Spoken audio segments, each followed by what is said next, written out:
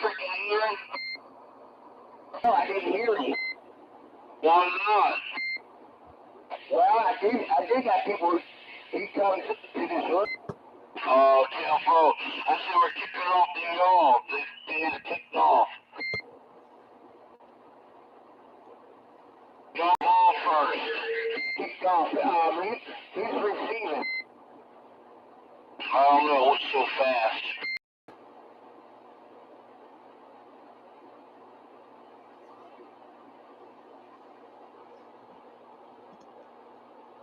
Closing down the white boys on that team, man.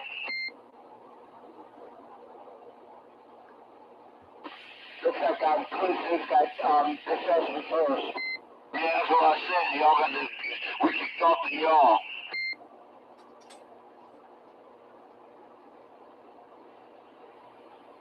I got watch with it. I got on the football website, so they're showing. I only kind of watching this through the internet here. Yeah, tell for.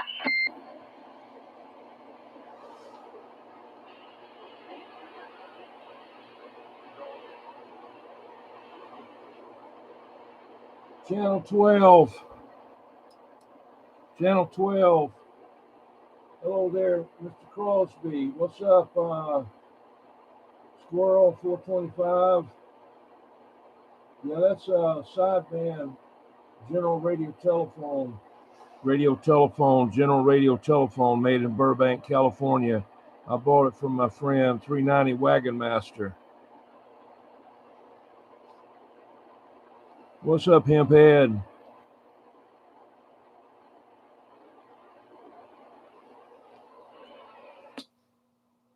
How about it, crazy man? Yeah, Roger. Just checking to make sure it's working. Uh-oh. Ain't working. Hello. Oh, no. Done went out again. Damn it. The hell?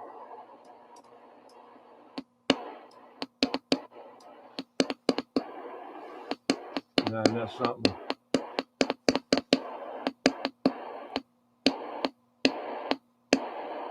It's keying up.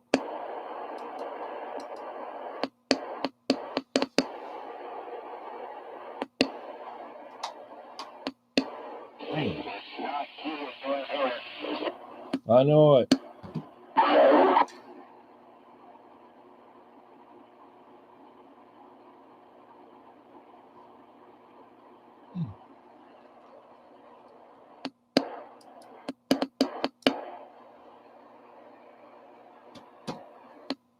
I'll be damned. Work for 10 minutes.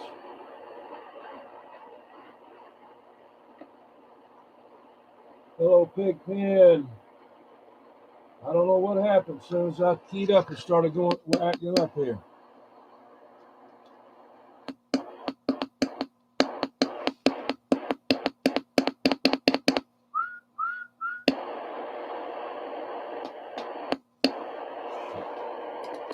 Let's see. Maybe it might be. Let's see what else can I do here. That ain't nothing. So it shows it. Hell, no modulation. Huh. Damn. Everything's doing so good there.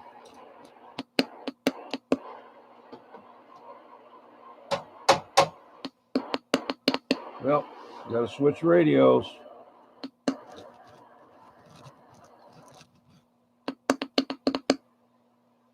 Shit.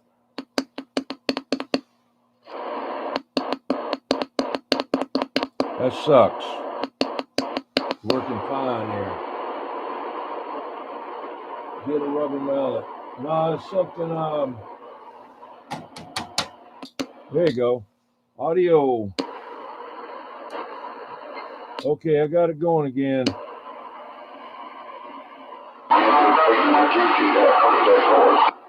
Yeah, Squirrel said beat it on the top there, and I did, and I thought I hit it a while ago, but it didn't do anything. So It's trying to work now for a little while.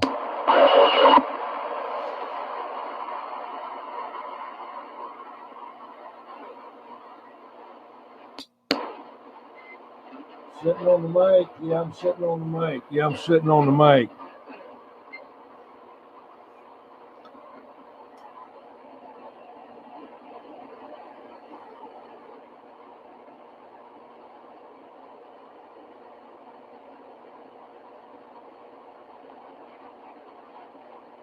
Hello, Uncle Hairball.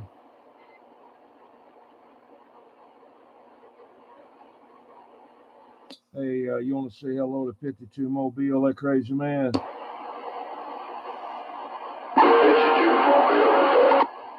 Yeah, 52 Mobile. He's on the internet there. 10-4. You must be getting that bonus footage. I got some bonus footage there, Night Ranger.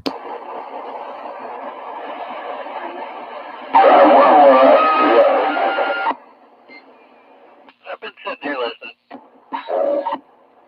This General Radio Telephone SB-72, and I can't find anything. I saw a picture of it, Old Tube Radio Archives, but there's nothing on the internet about it.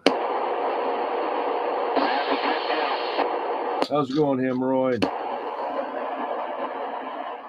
Is there a photo fact for it? Not that I can find. I think this radio was made in like 1958, 1960, something like that.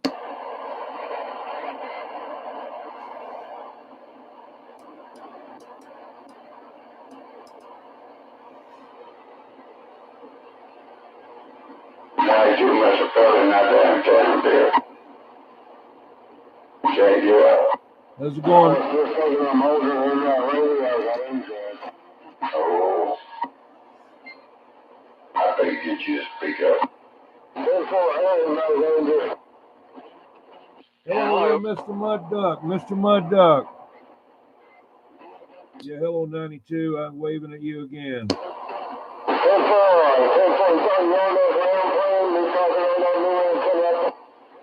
What'd he say there, crazy man?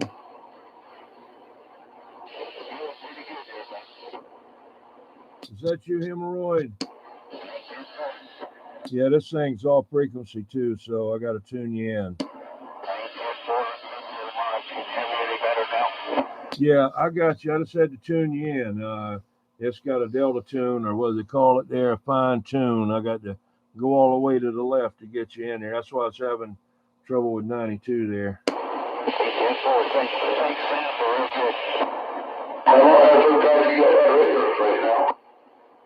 You're so glad I got it fixed here, Roger?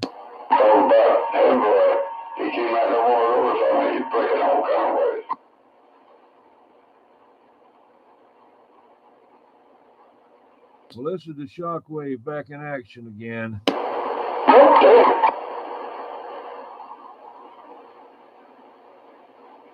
what I was saying, man. You're on that new ground plane. Hello, Lone Wolf up there in Barnwell County. Can you hear me? Break?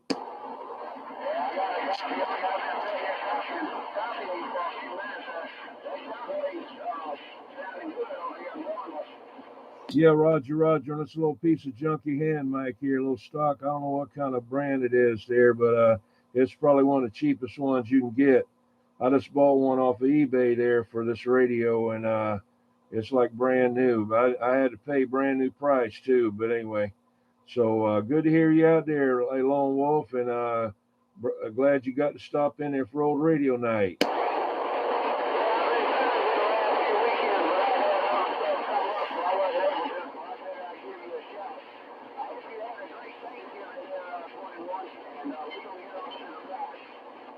Tim Roger there, Lone Wolf. Yeah, we had a good Thanksgiving, had some family over, and still eating leftover stuff, and that's all good. And you take it easy up there, Lone Wolf, and this 21 will be on the side.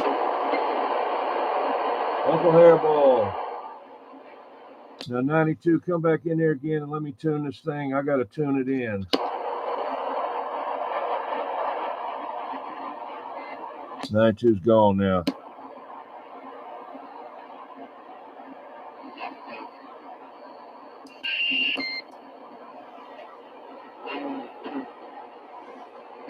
How about it, 92? A Night Ranger. Yeah. Can you hear me all right? Oh, yeah, I can hear you fine. How's it going? Tempo. Let me show you what kind of little mic I got here. I got to go to your webpage. All right, I'm looking at it. What's it right there? That's supposed to be like a 1963 radio, one of the very first sidebands. 10-4, 10-4.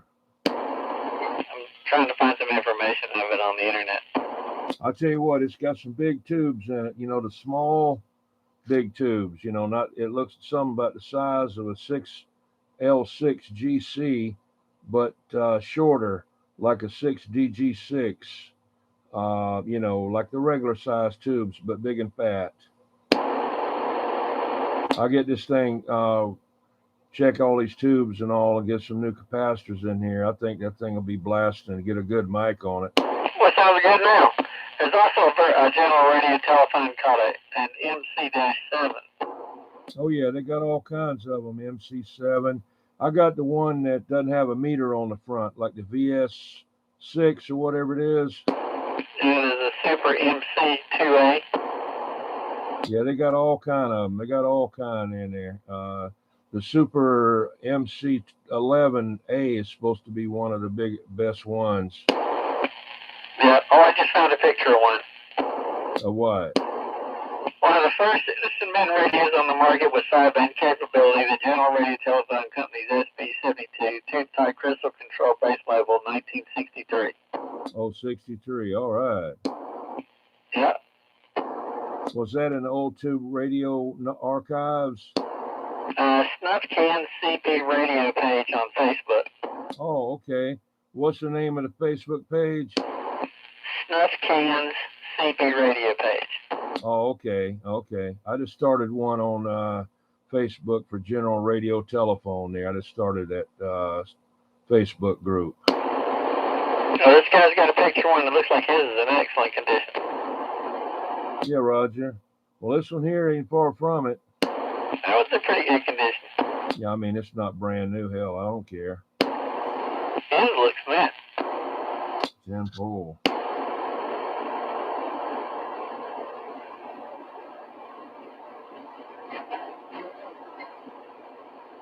Yeah, I couldn't have it on here if it was a new radio. It'd be a new radio night, you know, so that'd be old radio night. Yeah, I'm talking on a Midland 13880 TB, absolutely mint condition, manufactured in June of 1976. Crystal synthesis with a stock hand mic, completely stock radio, and it's brand new mint. Now that's a base or a mobile? As a mobile. Okay, I got you. Very popular mobile back in the day. They had the N82, 82B, and the C was the PLL version.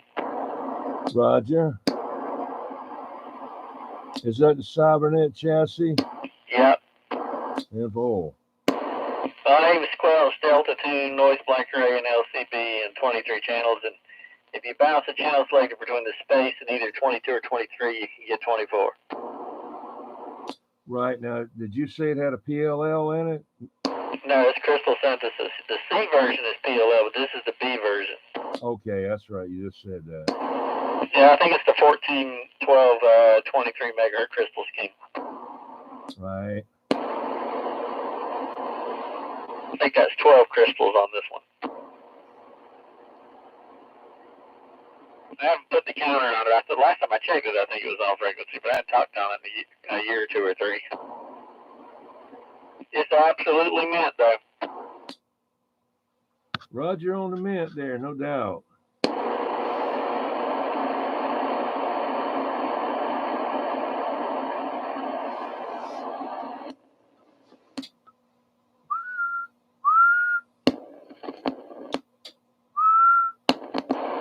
Sideband works on it.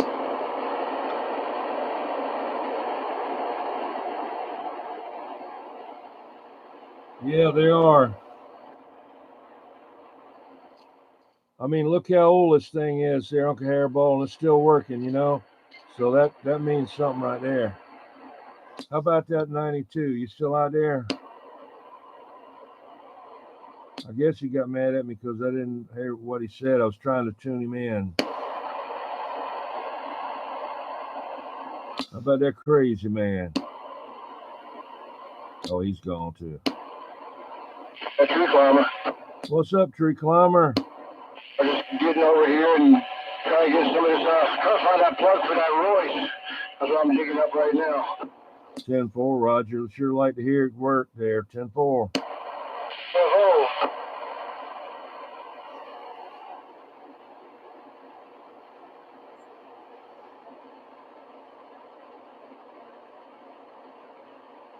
Yeah, tree climber got up there and finished it today. Got all the newer guy wires up there, the ones that I'd put the ends on, you know, they're Night Ranger, and the other ones was just wrapped around the tower and they was rusting, you know, and it's got the saddle braces on the tower now with the thimbles on it on the ends of the guy wires and with crimp sleeves and clamps. I did a little radio work. They had to repair my rotatable dipole that I used to null out idiots on 30 at lower sideband. They're trying to jam the channel. Right. The little support that keeps the dipole arm spreaders came out. It slipped down and it turned it to an inverted V, which is not, you know, you use the nulls on the ends. I had to get up there and repair that. Oh, and I've been fixing the Reverse-Preamp on all my DNA amps. I found a little general purpose PNP transistor that works real well on all the DNA amps. So I got the Reverse-Preamp on the Phantom fixed and the Reverse-Preamp on the Raider fixed, and I was going to do the Hornet, but the toggle switch is bad, so I got a new toggle switch coming in. And then I got a repair/rebuild on one of the Mavericks. Previous owner, for whatever reason, yanked the switch out. The circuit's in there, but the switch got yanked out, so I got to get another switch for that one to put it back in. The BTL. Yep, so I got two of them working. The BTL is now working on the Phantom and on one of my Raiders. The other Raider was already working. And then I got the one Maverick repaired on the third. The other Maverick doesn't even have the circuit in there and all, so I may just put it in there. I don't know why they put it on the back of like the Phantom and the Maverick. Yeah, on the Raider and the Hornet it's on the face, but yeah, on the Phantom and the Maverick it's on the back. 10-4. Well, that's what I'm running right now, the Phantom. That's what I got. I got the 10-2 Phantom like that. Right. The transistor I'm using is, I think it's an MPS 6523, I think it is. You get like 10 of them for about $8 on eBay. They're cheap, and they work real well. Depending on the radio, anywhere from 3S units or higher, depending on which radio I got hooked up when I flip it on. Right.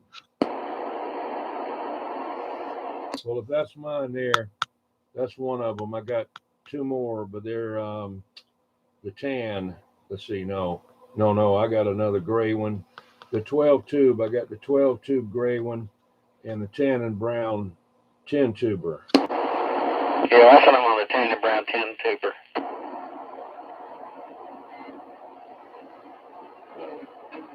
My 10 tubers, man, I got a good deal on it, and it's pretty. It's pretty. Okay, Dave and Wolfie, have a good one. I'll go out to dinner. Have a good supper. What's they look brand new? The Phantom. My Phantom's, I got it from the original owner passed away, and I got it from one of his relatives. Yeah, 10-4. Yeah, this one here was one I had seen in the 70s there, and County Traveler had it. And whenever he got sick, I went over there and got it and bought it in a his DAC 10. And so this thing here is like, I mean, it's really nice condition. There's one on Craigslist right now, but it looks pretty ratty. Claims it was used at a taxi company. Still, I want to know, I'm on a General Radio Telephone SB-72. That's what Squirrel Chronicles want to know.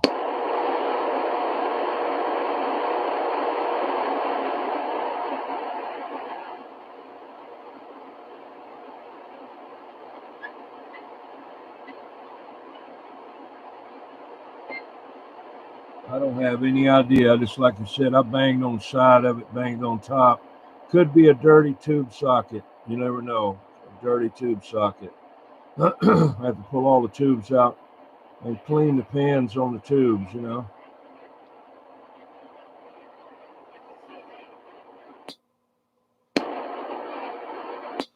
I haven't tried to tune the radio up. I just threw it on here and let it roll. You know, in the back, you know, match it. Oh, look a little adjustments back there. Yeah, 10-4. Yeah, my what was it? My Robin had that, and the Cobra Cam 88 had that. 10-4. The sonar, one of them's got it on the side. A couple of them, the models have it on the side, like their amplifier, so they could use the same case on the amplifier and on the E and the F model.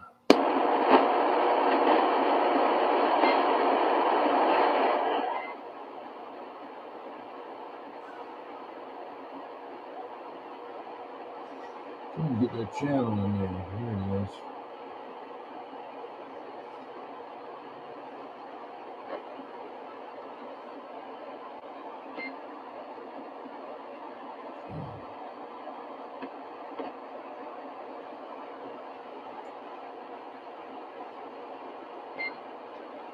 What's up, Butterbean? Butterbean. Got Butterbean. What happened to Hammer?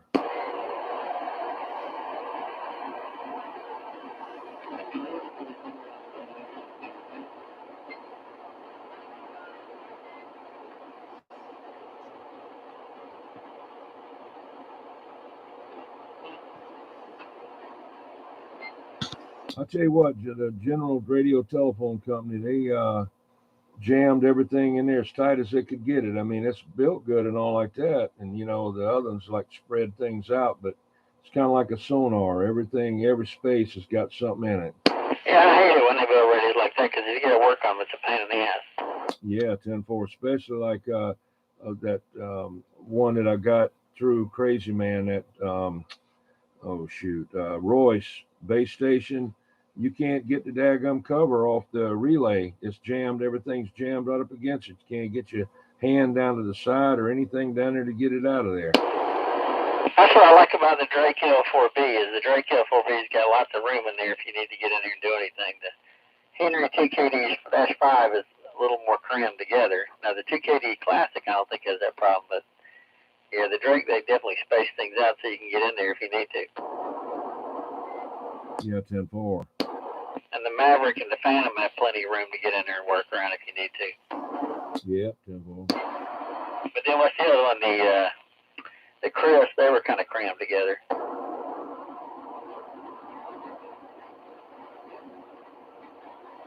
They say one of the worst ones is that GE Super Bass. It's got all kinds of boards in there, and you got to pull other boards out to get to the other things down there.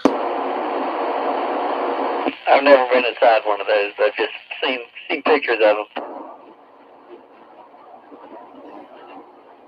Looks like Mod's DK may have something about that channel radio telephone SB-72, but I'm not registered right now.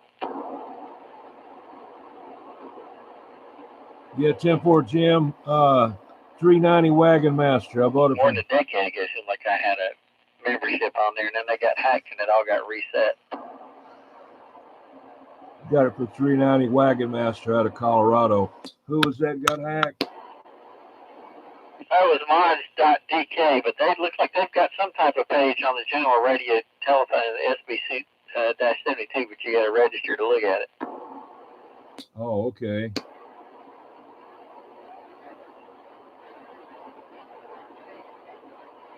Bolts. Hello, Bolt. Squirrel Chronicle said he's got a pristine T600.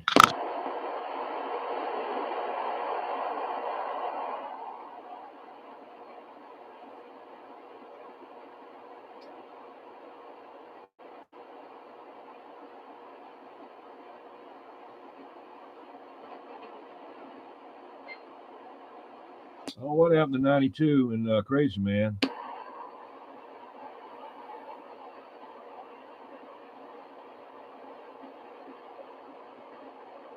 Yeah, I just checked. I don't have that ID for Mods DK. I did have an account there once, but like I said, they got hacked and they reset all their accounts because they got hacked. That's been probably more than 10 years ago, and I just never re-registered. Okay, say the name of the thing real slow one time. Mods, like modification, MODS.DK. DK, okay. Yeah, like, I guess that's Denmark. I'm not sure what country that is. Might be Denmark. Okay.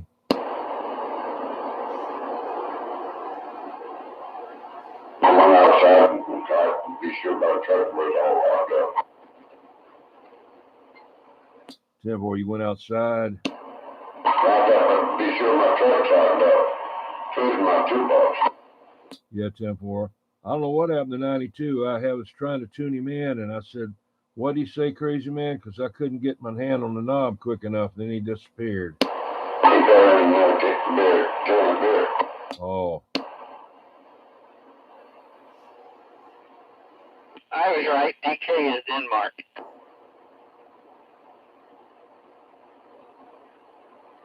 You see that bozo on eBay that wants $1,000 for a Drake L4B with no power supply? No, I didn't get to see that one yet. No. Radios are going crazy and stuff on eBay now. I mean, it is, you know, it's outrageous. They're crazy stuff.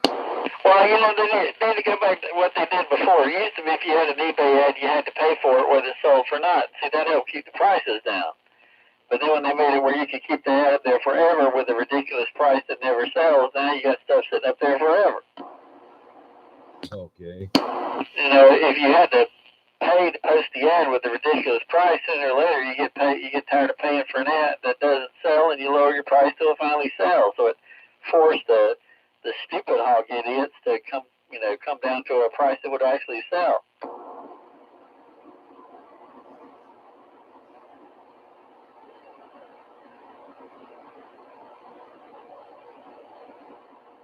I mean, if you've had to pay a newspaper or a magazine or TV or radio to an ad, I don't care where it sells or not. You know, I mean, you got to pay them to make them do it, and so you're going to price it to make it sell. You're not going to say, you know, here's a toenail clipper for $1 billion and then pay money to advertise it.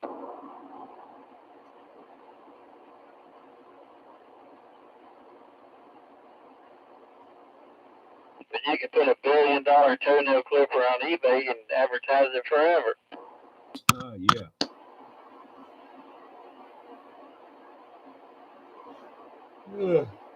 Yeah.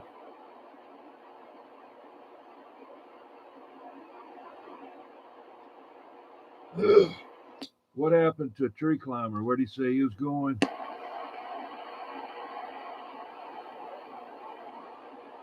Does this modulation sound like it's a stock hand mic? Yeah, it does. Probably sounds like mine. Well, yours sounds real good. I know this thing's got to be crappy sounding because this, I don't know. I remember seeing a mic like this. I might have another one. It seemed like it said HC on it in the center or some kind of, I can't remember what it said. But I've seen these mics before. Well, actually, for a hand mic, it's not bad sounding. I mean, the D104 definitely beats it, but for a hand mic, it's an average sounding hand mic. It doesn't sound better or worse than any of it. It sounds average.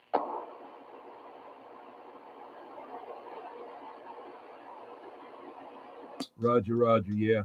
I tried plugging into one for the tram, and it didn't do anything, I don't think. I know it tried to shock the crap out of me. I know that because I touched one of the B+ pins on there. But it's the same 4-pin DIN like the tram, and the 5-pin DIN is like the Johnson 223 and some of the other ones.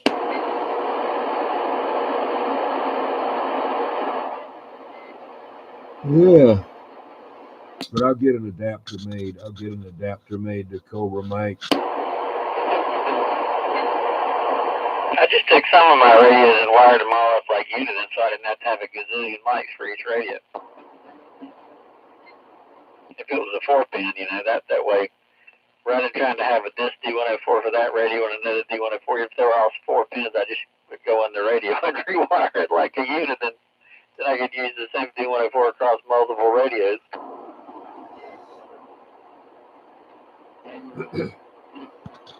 Yeah, Steve Moberg on Facebook. Barney built, made a couple of different ones for me.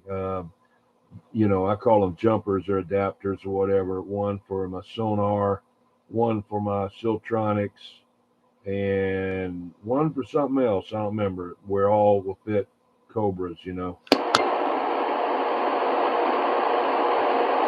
The sonar is a, you know, 1/4-inch guitar plug, and so is the Siltronics.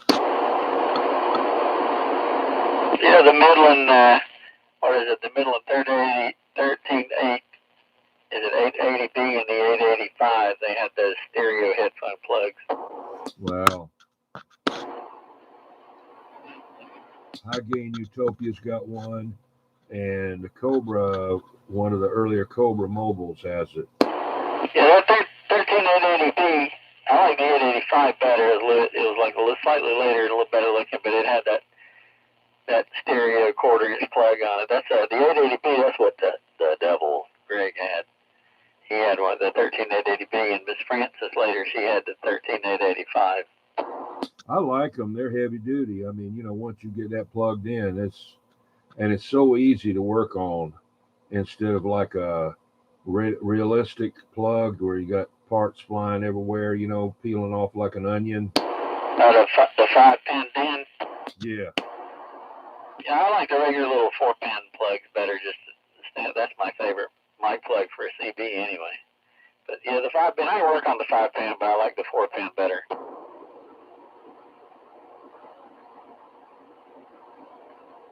Radio Shack always wanted to do their own thing, so you had to buy their accessories because the other stuff wouldn't plug into their stuff. They did their computers the same way for a long time.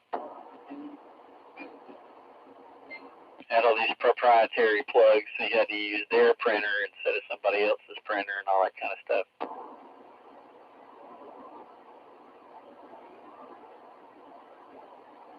Roger.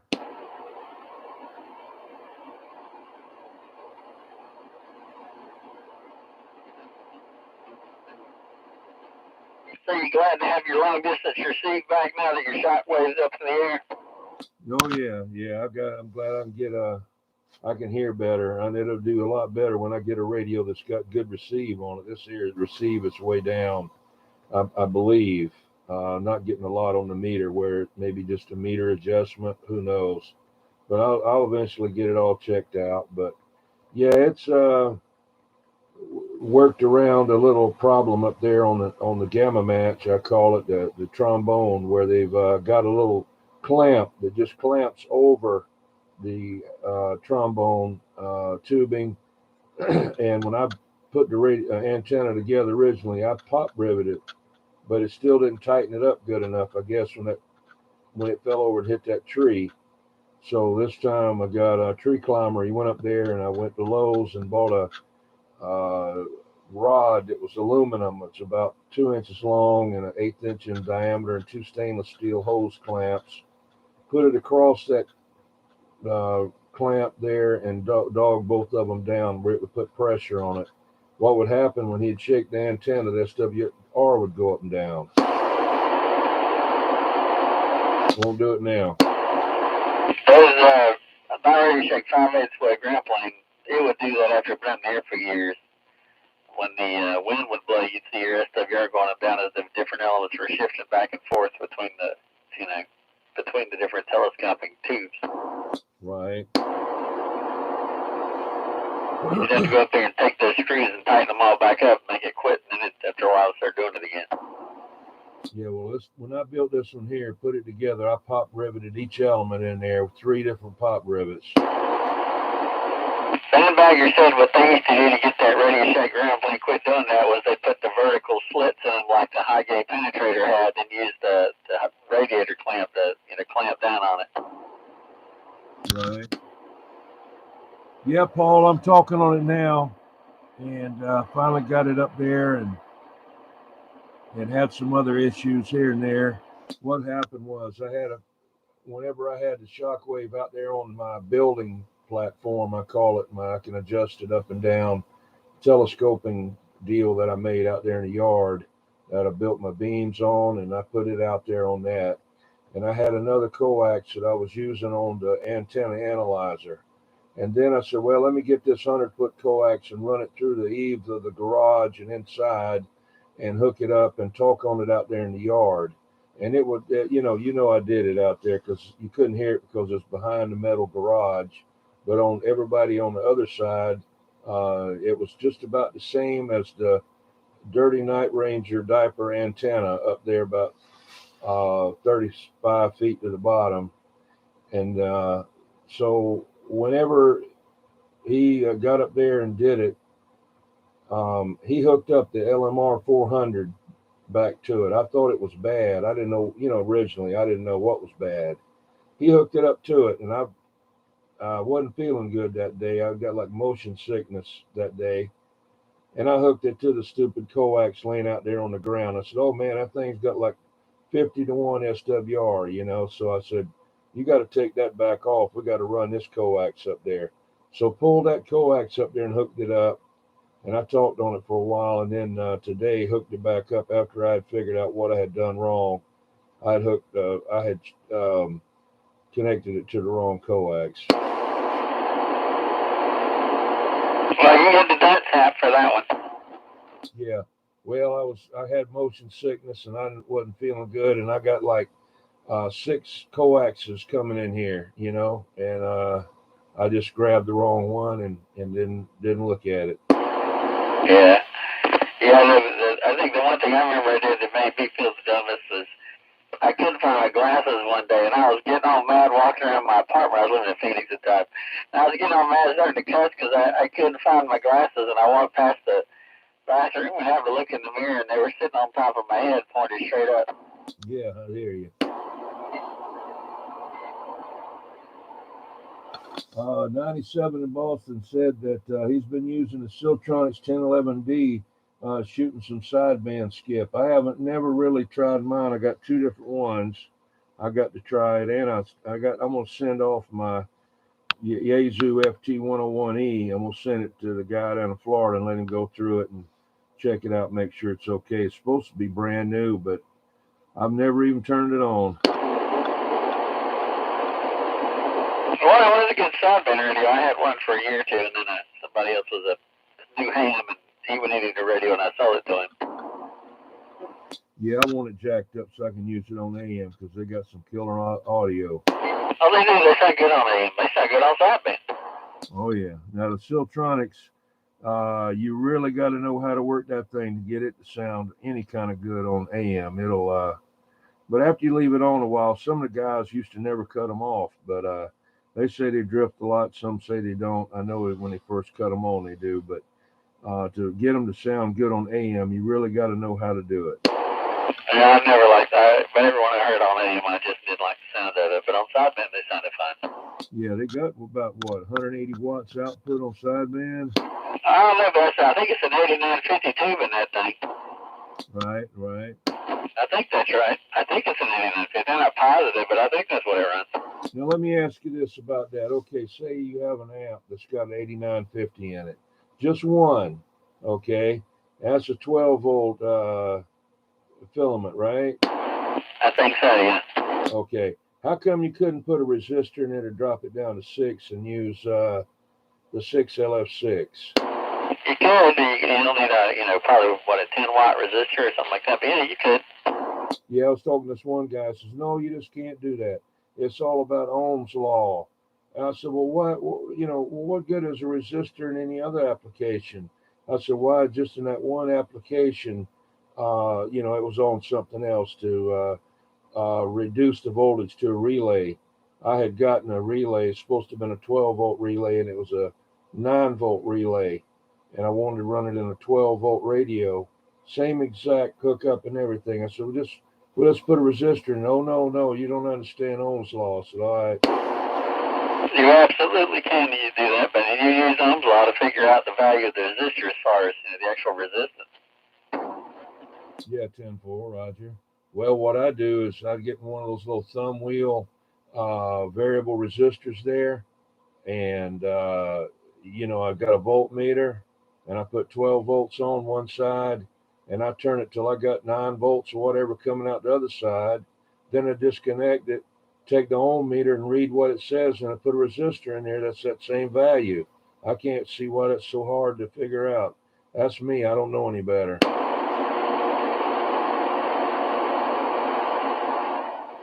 I know you know what I'm talking about. Yeah, I know what you're talking about. What's wrong with that? Well, they'll tell you there is this. 10-4. Or you can just use some block to figure it out. You can look at the data sheet and see what the volt current of the amp, and then use those law to determine the resistance. I mean, not about the amp, but as a filament. Paul, that was Tree Climber. Tree Climber was doing it last week, and he's the one that did it today. He was working on it today. I replaced some of the guy wires with newer guy wires and on those braces on the tower. Instead of just having the guy wires going around the pipes, I've got those saddle clamps, the braces that go on the tower that distribute the pull on the thing to supposedly the whole tower. And it can move in those on the thimbles, not be on the wire itself. So the big improvement on that. But that was Tree Climber. He was on here a minute ago. Let's see. How's it going there, More Junkie? Good to see you in there, More Junkie. Let's see who else in there. Oh. Yeah, 97 Boston said, yeah, 189.50 in the Siltronics.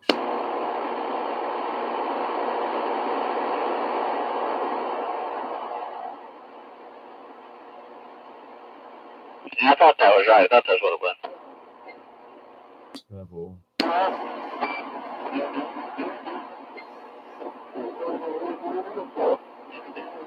Crazy man must be going outside again.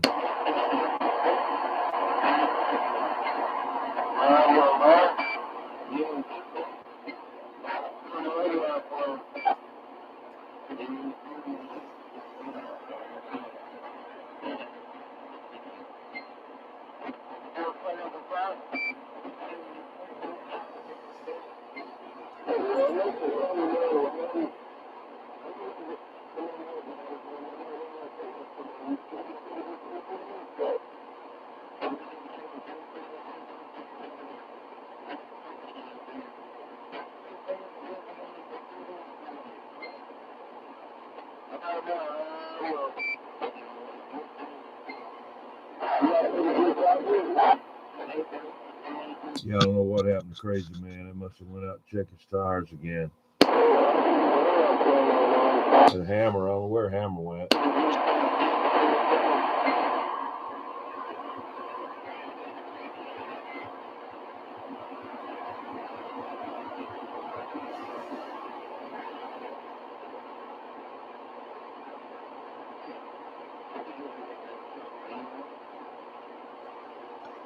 One day I'm going to find a remote control for this TV in here and where I can see something besides this combat show.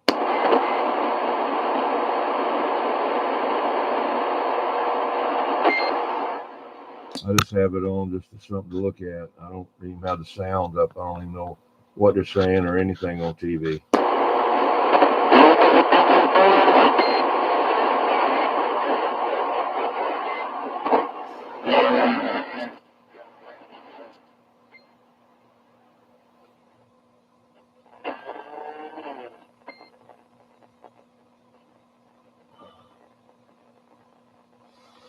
Yeah, it was nice being able to hear that lone wolf up there in Barnwell.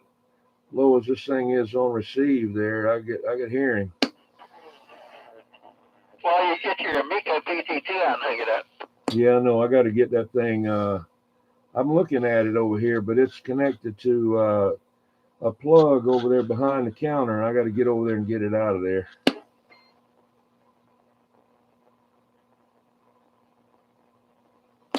Rainmaker saying hello from up there in New York. There, Rainmaker.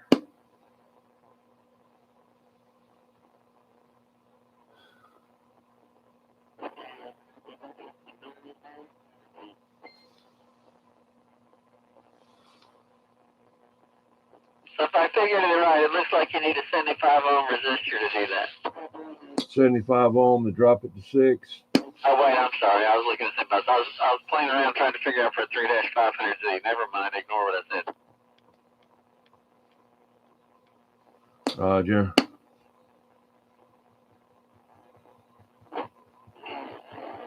I was playing around with Ohm law trying to figure out the half the voltage for a 3-500Z, and I forgot we were talking about an 8950, so never mind.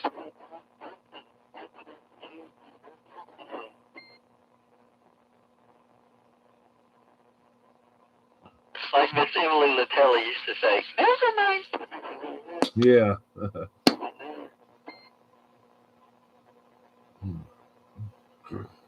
Oh, there was one on the early one of the Saturday night live special. She said, what's all this fuss about conserving our natural racehorses? Oh, yeah. There's other kind of racehorses.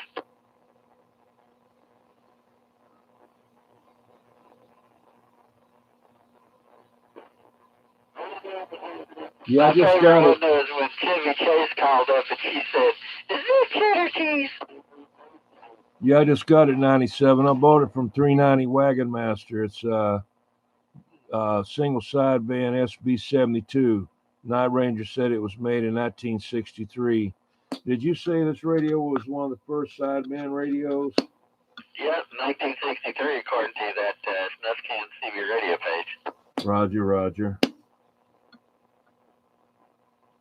He's got my logo, the king sitting on the throne with the microphone and the club with the nails in it. But I got mine. I bought mine from S9 Radio, and it's signed. I got it in a frame there, out of the book, by the guy that drew the picture. That's what I got on my YouTube page.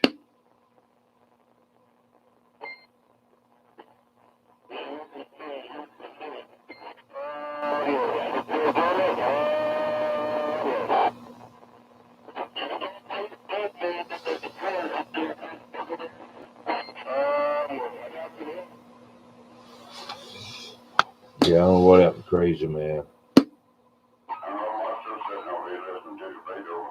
Oh, okay. Well, don't worry about it. I'll let them bleed. Don't bother me none. This radio here is pretty quiet. I can turn all that down. Turn mine down too if I want to. Then I'll be cutting y'all way down too. Yeah, what happened to 92? Where'd he go? I don't get mine. It won't let me still over that. YouTube cut you off there, squirrel. Well, do you notice any difference since you got that pole that limb down? Yeah, I started on a little bit longer. This is I think it's Nate Warner. I got up and looked on the radio, talking to what, something like that, Mom.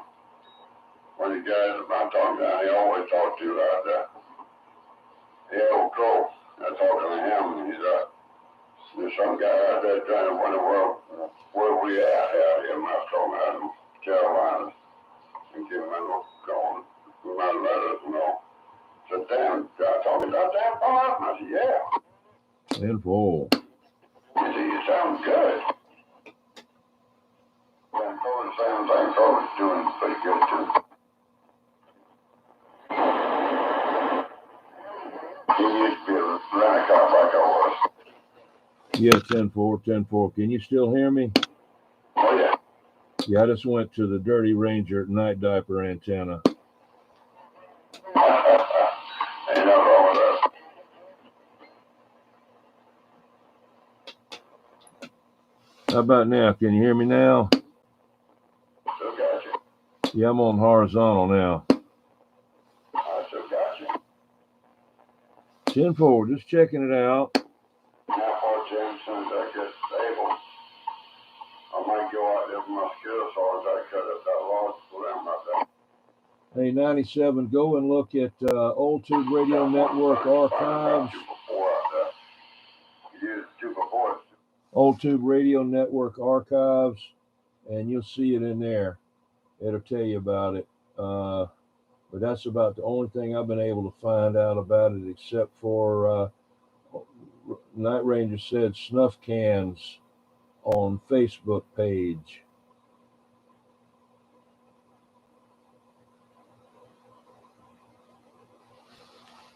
That's too damn close to my mobile home.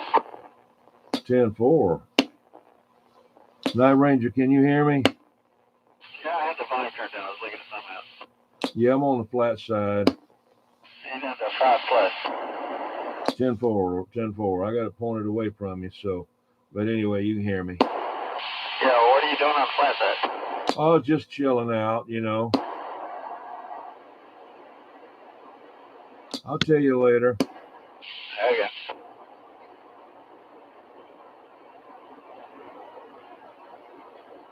Crazy man, can you run the show till I get back? I want to get me a glass of water. Yeah. Oh, yeah. Old man watching these kiddies over there get that crate. That crate, that junk can. Like pencils and all. For some reason I had him out. He's up on the town wall. So he got out of that crate, and when he did, he fell right in the ditch for him. 10-4, 10-4. Yeah, I got to go in there and see if my grandson's doing okay. My wife's in there, but I want to see him before he goes to bed there. All right, I'll be right back. Keep Night Ranger. You got to keep him going there. He'll fall asleep on you. He gets to fall asleep on me and nice and comfortable. When I took my doggone cat naps this afternoon at the table there. I'll catch you back when you get in.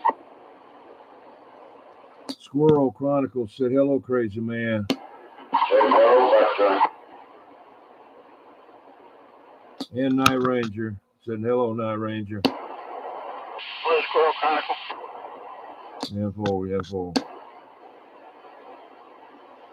Be right back. Gotta get some water. See what's going on with my heater. I see it up there.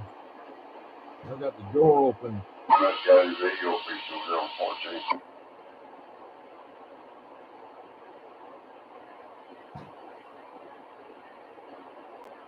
Just wait 3 days. Oh, not bad.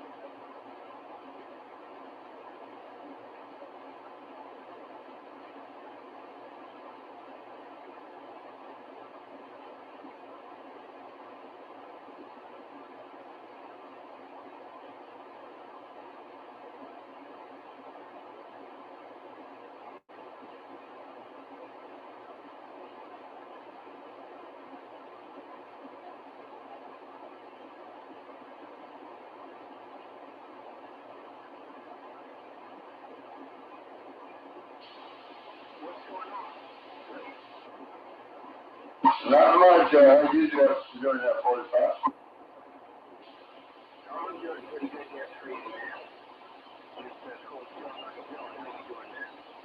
I'm sitting over here and watch my kitties over there. I'm 6 weeks old. One got in my crate over there. No sucker creek, with wire cage, brown one. Where you put your pencils and all in it. I'll take them out and put them down the floor. He's down there playing in it. They can't do too much playing because you keep falling out of it.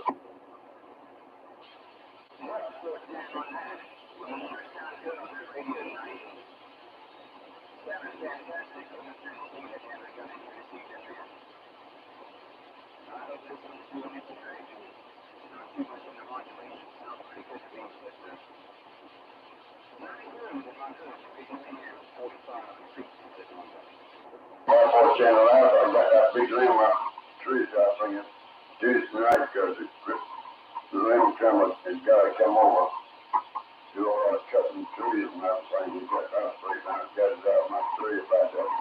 I couldn't no wall, he couldn't really look up there over him. Like he fixed it up and go look on the horse and make him stay still. That's what he do with that limb. The lucky's dead. That daggone that wood of wood is hooked up my roof, my automobile in my bedroom. I got some malicious fluid going on over here, but anyway, you want to get in there and get here. I don't know if you got over here night on here tonight, but you want to go there or not. But I've been working in the house trying to get the shower finished. Anyway, just want to fire up this unit and see what she'll do there for you. It sounds good to me. I got that limb off and that's going. My chrome lights, my antenna come up a little bit. I feel for it. Some guys got it out of truth. I gave him $20. He said, I know my wife had to speak that. I got $20. She said she can't buy those cigarettes. So. I hear that crazy man. Yeah, I'm glad you got that done. I know you're happy about it. But anyway, I guess I need to probably take some. Hello there, One-Sided Beast. How's it going, man? But anyway, man, you're sounding good on the receiver on this radio. Go ahead. Yeah, well, then I got my right to be with them. I went and started them guys over on 14.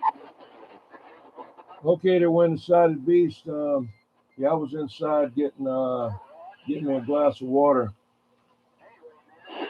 I'm gonna go back in and do some more work there, and I'm gonna flip over there and see if I can say hello to number 3 real quick. He's been out of town for a week. But anyway, man, I'll be back out here in just a little while to enjoy my radio. 45 grand out of creek sitting on back. I'm gonna tell you how you take it easy and touch your head there. Yeah, I heard all 3 of them over there cutting up and trying to get the radio straightened out. I heard they were St. Martin's number 3 saying over there, he's jumping channels on his radio or something like that, and I thought, oh shit. I ain't gonna sit there and listen to that, I came back over here.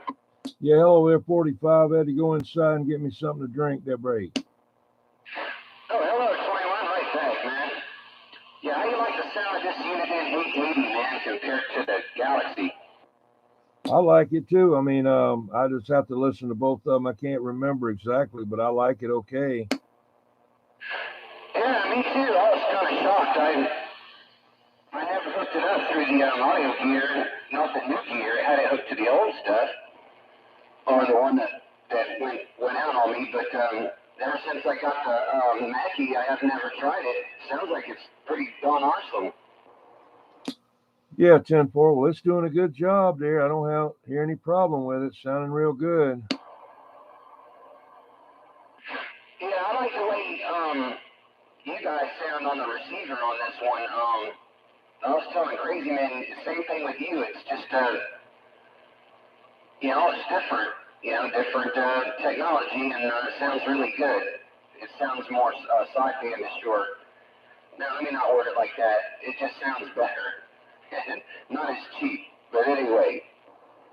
Yeah, 10-4. Well, I hope this one here will sound better pretty soon there. I just got a cheapest little hand mic you could get on this thing right now, and it's hardly doing anything for modulation. The needle's just quivering, So I get it wired up. It's got the same kind of a plug like on a tram with the 4-pin DIN, but I tried the tram on it and it wouldn't work. It shocked me, though. It shocked me a little bit, but it's all right. But anyway, I'll find the wiring diagram off of this plug here and wire one up. All right, there, 45, you take it easy. I'm going to get on the side for a minute and drink my drink. Yeah, man, it's been so doggone long, 21. I done lost the information I was trying to email you for the Pierce Simpson. I have to try to find it again. I had it all ready for you to tell you what channel is what. 10-4, okay. Well, that'll be good. If We'll try to get it together sometime. Yeah, I had it, and it was whenever we were doing it, and I had a paper and had it all on there, and I don't know, but anyway, man, I'm gonna go back in the house, see if I can catch the guys on 14 real quick. I gotta go back to work. I'll be back in a little bit. Gotta go in there and continue. I was working on a receptacle. It wasn't a testicle, it's a receptacle, right? Testicle, yeah. 10-4, all right, man. Have a good one. All right, I think I figured it out. You need a 3 ohm, basically a 20-watt resistor. It's got to dissipate a little over 13 watts. So the closest I can find to do what you're talking about, put a resistor in line with, say, a 6LF6 and make it work in place with an 8950. You're going to need a 3 ohm, 20-watt resistor. 3 ohm, 20 watt. Wow. Yeah, because it's going to eat up about 12 to 13 watts trying to pretend. Basically, the resistor is acting like 2 6LF6s in series. Wow, okay. Any case is doable. 10-4.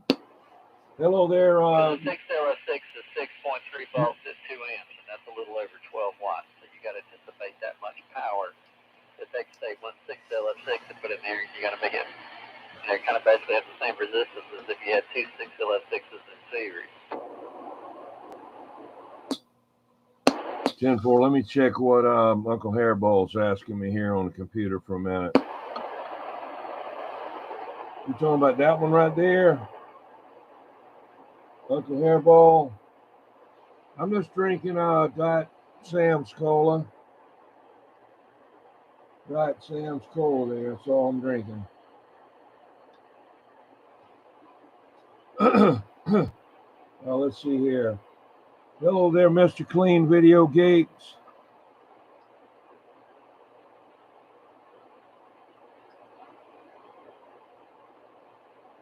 Yeah, 97 Boston wrote that down too there, Break. You hear me there, Night Ranger? Yeah. Yeah, 97 Boston. I was glad he heard you say that there, Break. Yeah, I think so. The 6LS6, I think it's got the same pinout as an 8950, but you got to do with 6 volts on the film versus 12. Yeah, same thing. If I did it right, you want to double check that with a meter. But when you come off the resistor from the film into the tube, you should see 6 volts. The only thing may be the high voltage may be too high for the 6LF6. I have to check that. Yeah, I don't know what the plate voltage is, but a pinout's the same, I think. Oh yeah, same thing.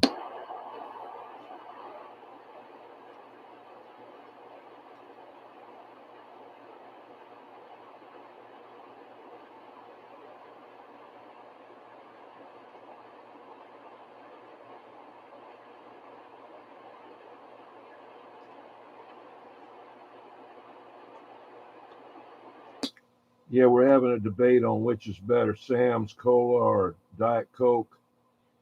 I like Diet Pepsi pretty good. But for the money, Sam's Cola is good for me. I'll even drink that daggum $1.25 tree. They're going up to $1.25 tree now, I think. All right, so it looks like you put up to 990 plate volts on a 6LS6 and an 8950. Where is it? I'm looking.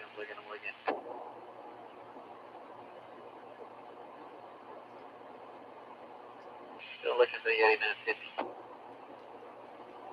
Breaker Broke 23 is doing good, man. I'm going to wire up a D104 for it. I was talking to that 390 WagonMaster out there over the radio. I got to have 2 microphones, so one to talk on the internet and one on the radio. Oh, 800 volts on the 8950, if I got the right data sheet. Let's check and make sure. Yeah, so the 6LS6 can actually take a little higher plate voltage than the 8950, so it should work. 10-4. Well, I know for a fact that some of the Palomar 300As had 8950s in them, and some of them had 6LF6s in them. Most of them had the 6LF6s, but I ran across a couple of them over the years that had 8950s in them. I don't know what they were doing that for, but the exact same 80, Palomar, whatever, 300A. Yeah. Yeah, I had that, whatever that Palomar was that Mongoose blew up. It had 6 LS6s in it, but you could tell, it had been changed over. Yeah, Paul. That was the one he cooked the cathode out of it. He ever drove him so hard the cathode was melted. I put him on the tube tester and it wouldn't even, the tube looked brand new and it wouldn't even raise the tube tester meter off of 0. I looked inside the base of the tube and the wire cord of the cathode was melted in half. Wow. Yeah, The popcorn. owner's manual for that amp said you're only supposed to put 3 watts in it. I think he was probably driving it with a calcium battery or something like that. Yeah, popcorn. That's a General Radio Telephone SB-72. According to Night Ranger, one of the first sideband radios that came out in 1963. You have to excuse me. I'm eating chocolate pecan pie. Anyway, and what else? Oh, when you see that logo right there, they call that the old man in a wheelchair. Looks like a wheelchair, symbol on the street. Old man in a wheelchair. But anyway, it's I like it.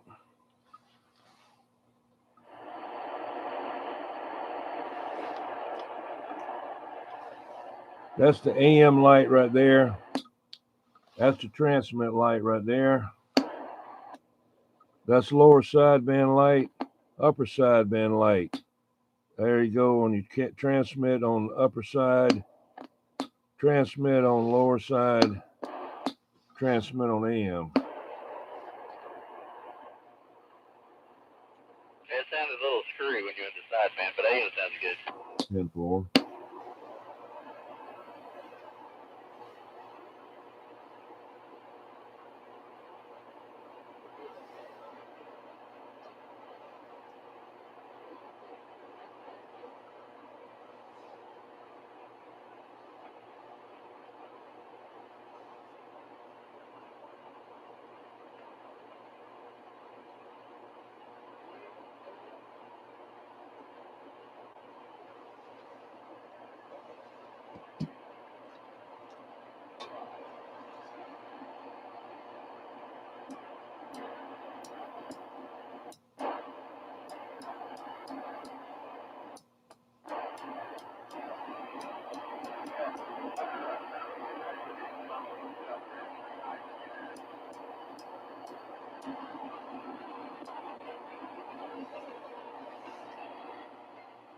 On channel 9, if you look right there, it says help. HELP. That was before React. I've got a pin from them. Help. Also I bought everything that React had here in town. I bought the tower, antenna. I got a big old wall mural thing with React on it.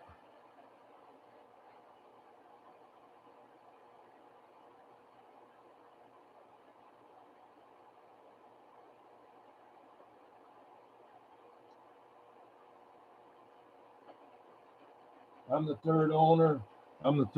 There. Good. Thank you there, WagonMaster. Breaker Broke 23. Y'all make sure you check out Breaker Broke 23's channel and 390 WagonMaster. Same guy. Oh, I'm gonna get on that.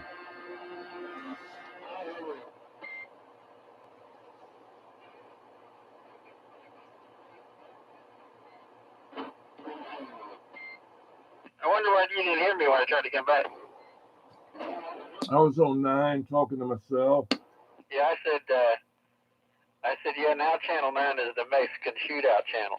Oh, yeah, ain't that something? Yeah.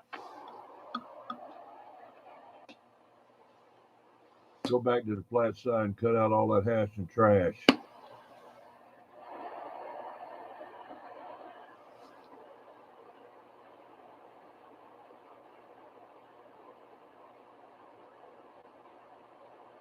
Did you look at the index of the Sam's photo pack to see if it even listed a Sam's photo pack for that radio? I did look and I didn't see it. Okay. I'm going to look at one. Of course, I can take the end of this plug apart and look at it and see what wire goes where and wire up the D104 for it. But I'll do that one day. You know, I'm not dying. As long as it's talking, that's all I need there. I sure am appreciating that 390 WagonMaster selling it to me there.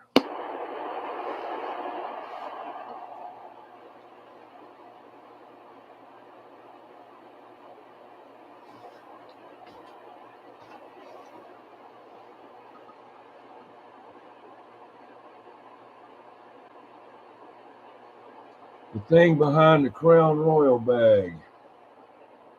Oh, that's a cover for a microphone.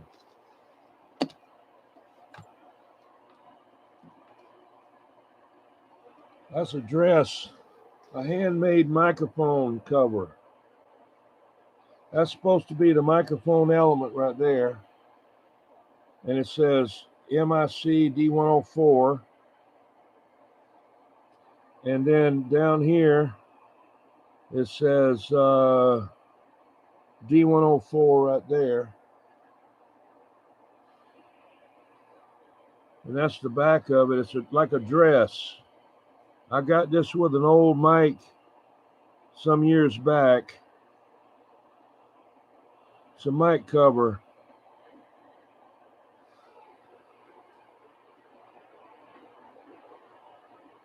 Somebody put a lot of work into that thing. Making that, look at all the stitching, you know.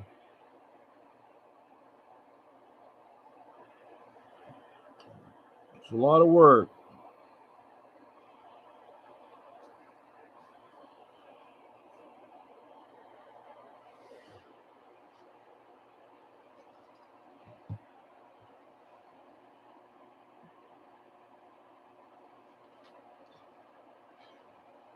Whew. I like to collect stuff like that, you know. It's weird that they had back in those days. I got a leather vest that's probably got 40 CB radio, what do you call these? I can't even think, man. I got all kinds of them on there. I had this lady sew them on there for me. Damn, I don't even know what you call this thing. I got a brain fart, man. Yeah, I got all kind of Crown Royal bags. I got black ones. I got purple ones. I got white ones. I got brown leather ones. I got this big green one. Yeah, patches. Why couldn't I think of that?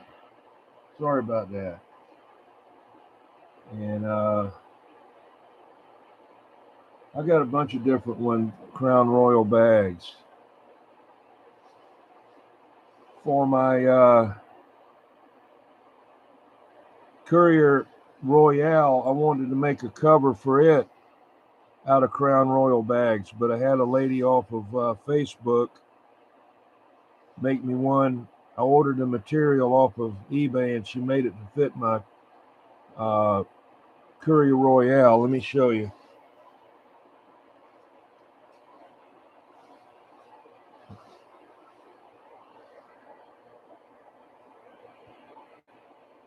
That's the cover she made right there. Made out of felt, purple felt with gold stitching. What do you call it? Gold piping.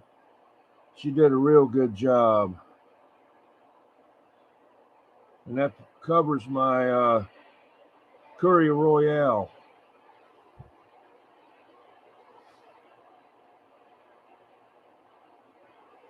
You like the green apple Crown Royal? I hear you. I don't know. I don't drink anymore. I quit before they made it, I guess.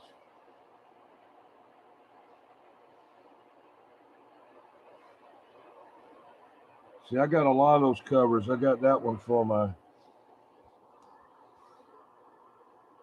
Delta M2 mic.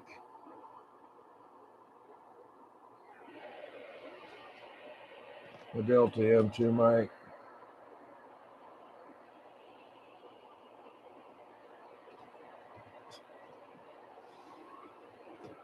I got one from a Cobra 2000.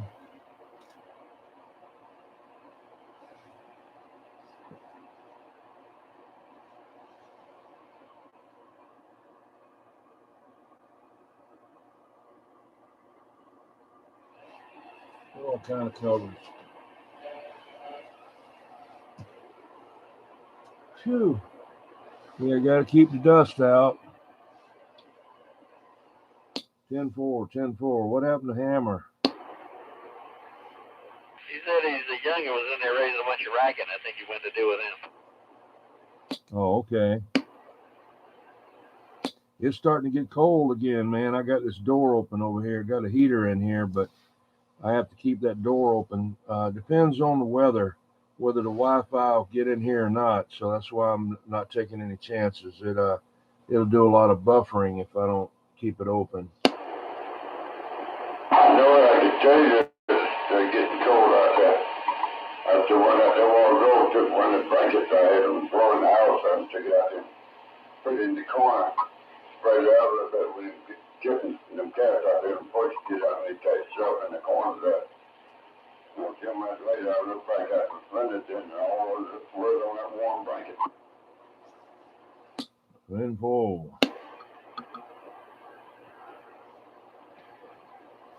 Big ones laying out there, the little ones, one out there next to the big ones. They ain't quite full grown yet. They got up from the garden drank grass out there. Or they look like one big ant. Stay right there.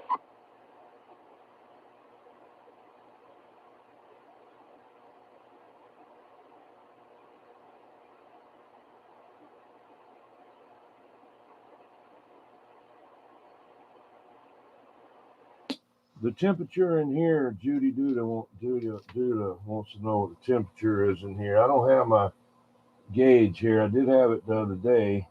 What's the temperature outside, crazy man? Late 30s. Right now, God. It says it's dropping fast. Yeah, in here it's probably about 60 degrees.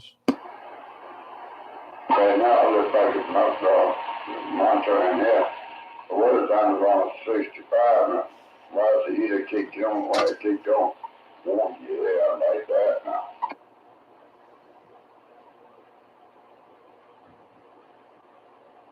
Yeah, patches. Metal that I always keep my pencils and all my junk on the table up there. The brown kitty would play around that and down the sand dishwater, because I had a little bit of dishwater, it wasn't that much. And back the tap, he didn't tell me out tap water when he see how fast he's coming out of there. Yeah, say hello to Hammer. He's on the internet. How did he, big as he is, how did he get inside my little laptop? I don't know. That's a weird thing. Damn, somebody cranked it up over there. Yeah, I ain't worried about it. It's all good, man. I got on the flat side. I don't hear anything.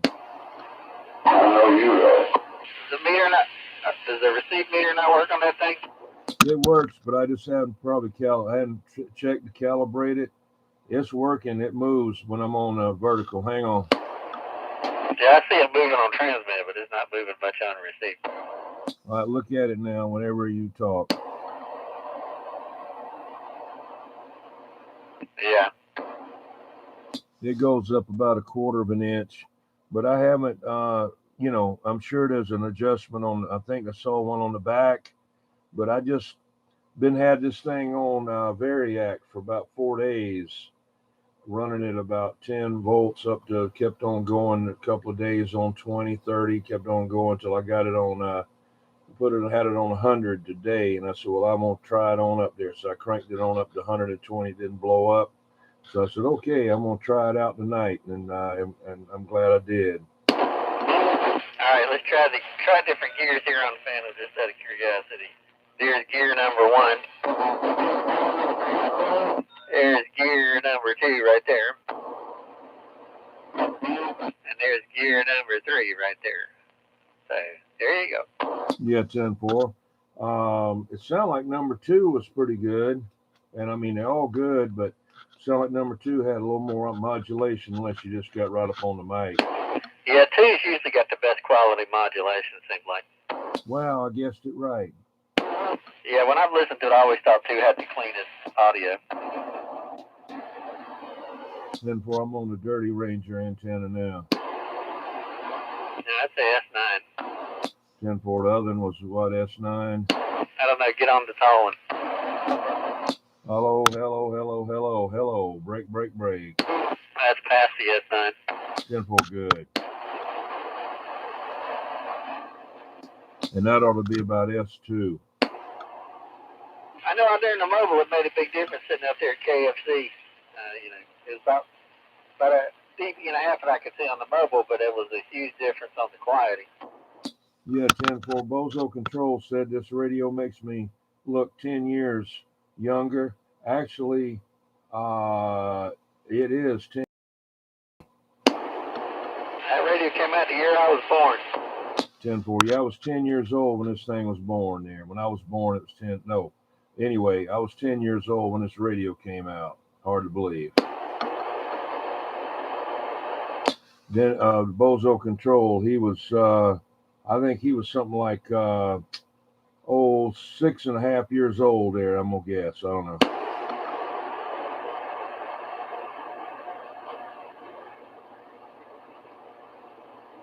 For what he said, he said the same thing there, 10-4.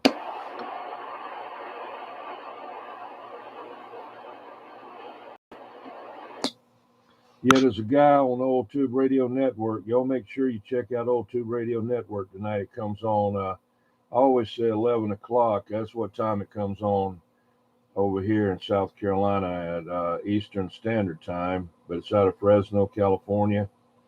And it's they've got one of these in the archive, a picture of it, and giving a tube compliments of what it has and different things. That's the most I've found so far on the internet about it. At least a picture of it there anyway. I didn't find any schematics. I just found that it came out in 1963 and that it was one of the early sideband radios. That's all I really found out of 2 or 3 pictures of one. Yeah, Bozo Control said he's still capital STILL 6 years old there, break. No, 6.5. I'm sorry, I cut half off.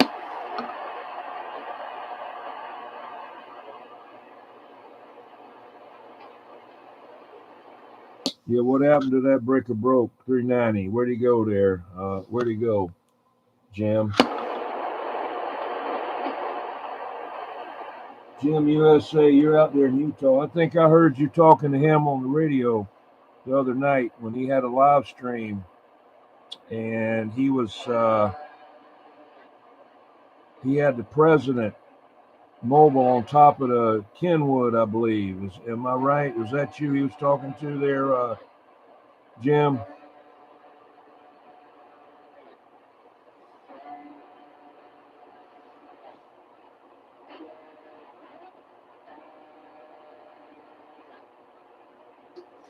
Yeah.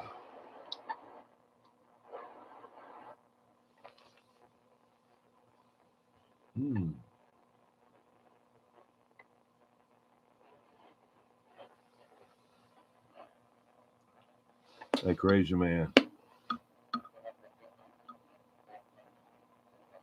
No get back on crazy man.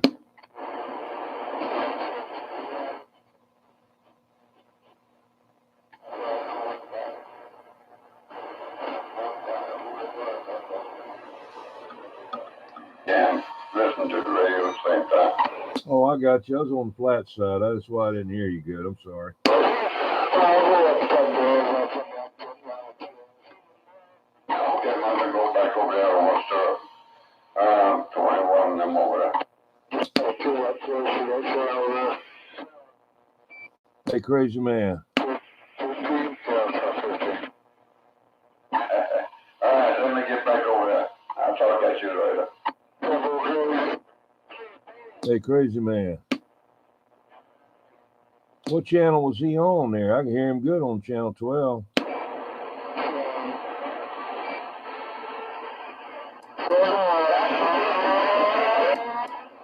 Hey, crazy man.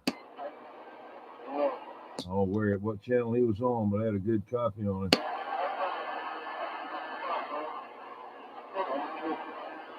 Oh, there's cutting onions. He's cutting onions there, Night Ranger. What, Crazy Man? No, 390 WagonMaster. He was on the Breaker Broke 23, and then he came back as a 390 WagonMaster. He said he's cutting onions. I don't know what happened to Crazy Man. What are you cutting up onions up or making an onion sandwich? Yeah, where were you at when you was talking to Hammer just a minute ago? 13, I heard somebody tuning up the radio. I went over there to see who it was him.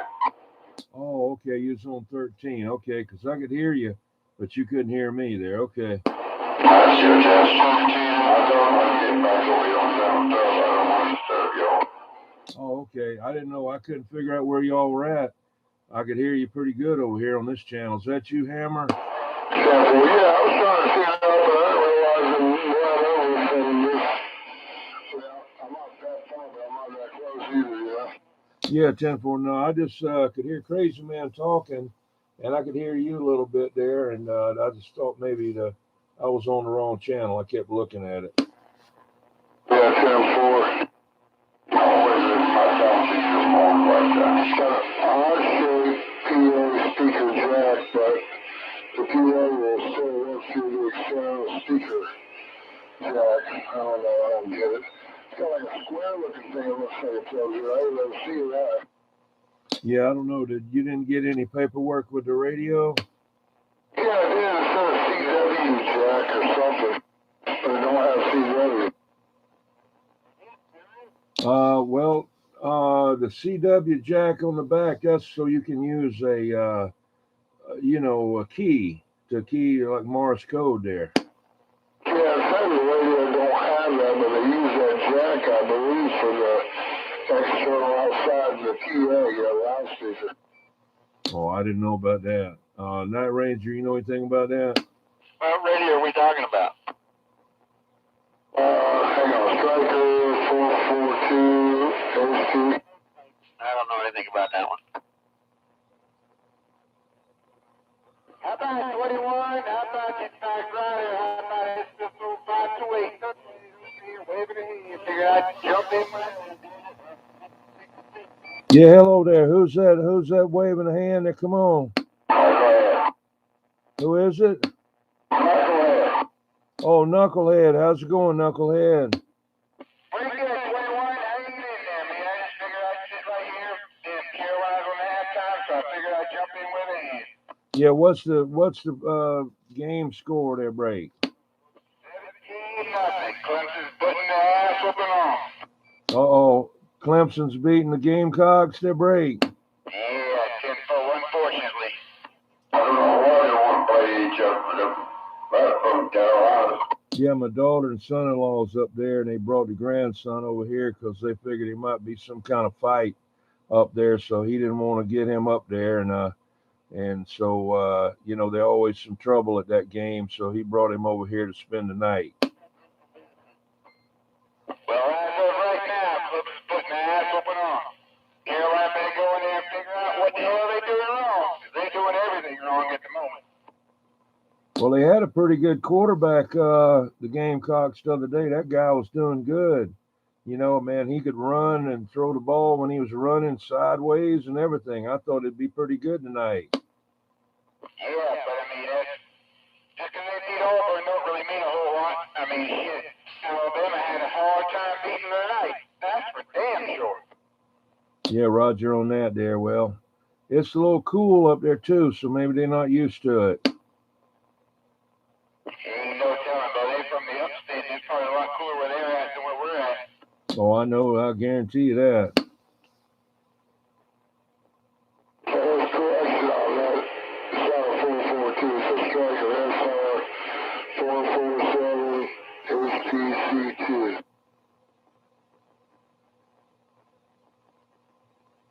I can't figure this thing out. All right, and let me ask you this. You say there's a button on the front you can push for CW? No.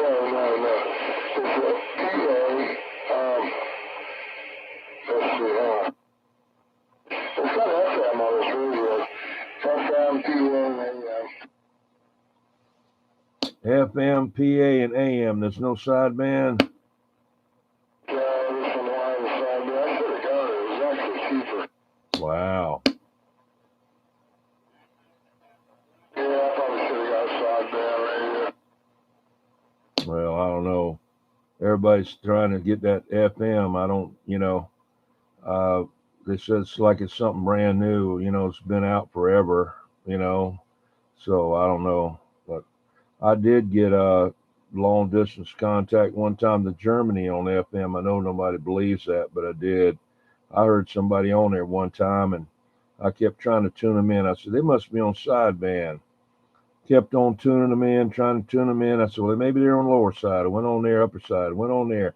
Maybe they're on 10K. Went on there. Then I just happened to flip it on FM. Boom, there they were. I said, where are you all at? And he said, somewhere in Germany. Yeah. So I got the FM on the Excalibur, but I don't really never use it. I don't even know if that Texas Star 500 will run it. It's got a sideband switch. I don't know how that works with FM. Well, don't run it on FM with sideband. Just leave it on AM with on your amp there. Just leave it on AM. Oh yeah, 10-4. But it does have a sideband switch, but yeah, I'll probably never. I think I made a mistake. I thought this was something else. It's kind of weird, but he took the D band and made it regular CD band. Just like this Galaxy 55. So I gotta have that channel down too.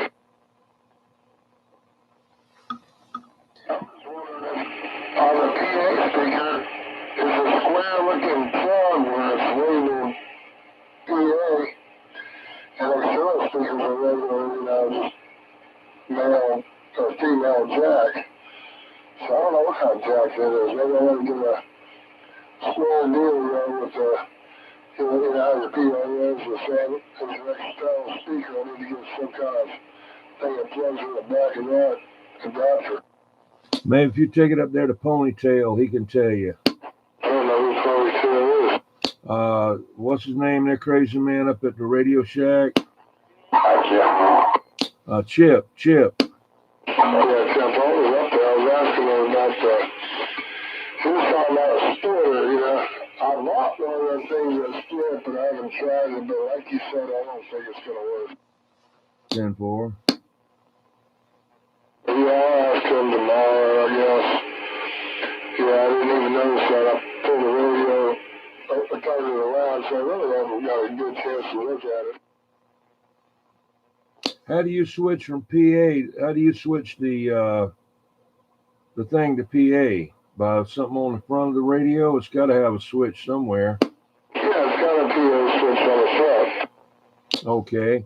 Well, what was you wanting to do before there? Have a PA speaker inside the truck and then one in the outside? No. It's got AM, FM, and PA, right?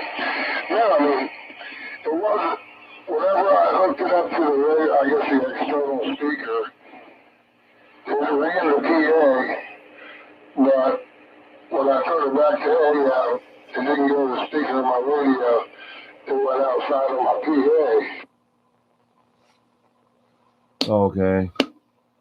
Yeah, I looked at it in the back of the file here, and when it says PA, it's got a square looking plug. And when I read here, it says a CW plug or whatever but it's not used for a CW plug. Oh, okay. I don't know, man. You have to see it. But I'm guessing that there's some kind of adapter with that, because most PA speakers are the same as an external speaker at the ends. Oh yeah. I know it. I'm confused.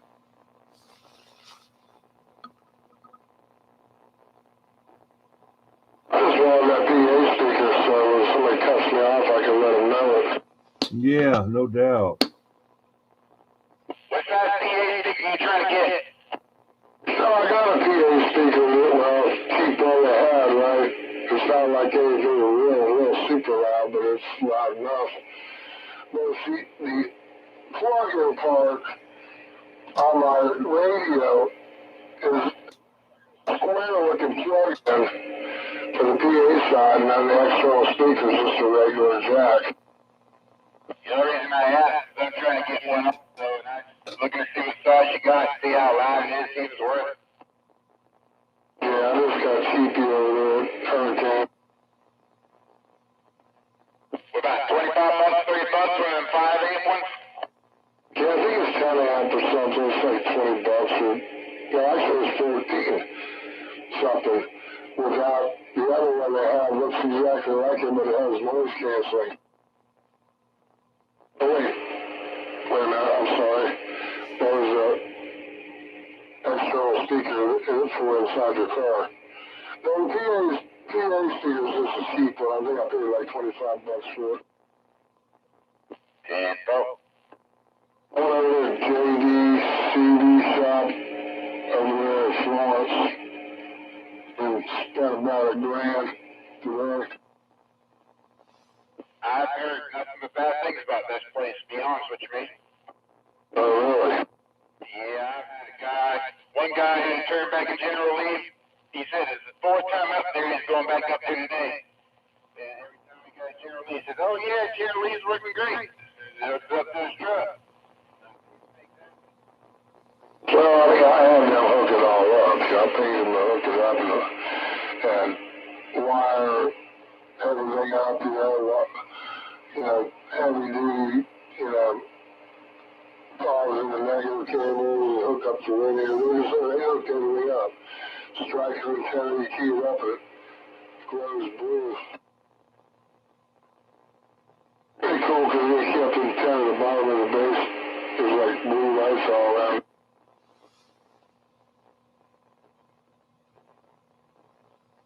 Yeah, trying to figure out that PA thing, driving me nuts here.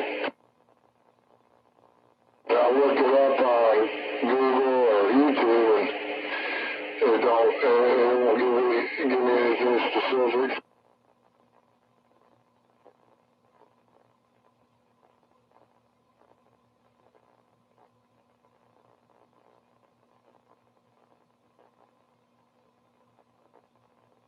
I should have got the one with sideband. I'm kicking myself in the butt.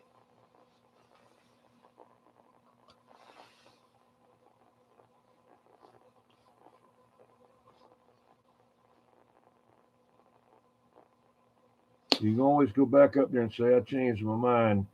Let me give you like $50 and get the other one. Well, the other one is cheaper than that one. Yeah, I know, but then I just want to go ahead and give you $50. Yeah, I mean, you buy the radio, the whole channel without, for it's 10 meters, so it'll be 11 meter in there. And supposedly they'll charge you extra, but yeah, that price in there somewhere. Yeah.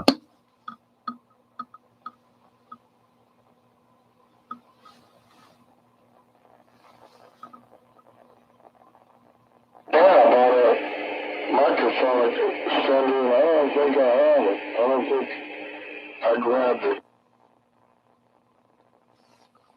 It didn't have a mic with it? Yeah, it's got a stock mic. But I'm saying the extender, like a 3-foot extension wires I use for my bass. Oh, I got you. I understand. So I paid for it. I never got it. Oh, no. From him? Yeah, I mean, it was probably sitting on the counter. I was just, talking on and got distracted. 10-4. Maybe send it to you in the mail. Yeah, so I figured I'd call. uptown. Hey, guys seem pretty decent. Hooked up the radio, and charged a whole lot, and hooked up everything up, and you know, two antenna and all that. Yeah, right. Well, I got Texas Star 350s and 500, and I said, well, might as well do it. Yeah, hello there, Chief Maid. How's it going, Chief Maid? You'll find me another dose you needed for that, for the mobile. Hello, Captain Robert.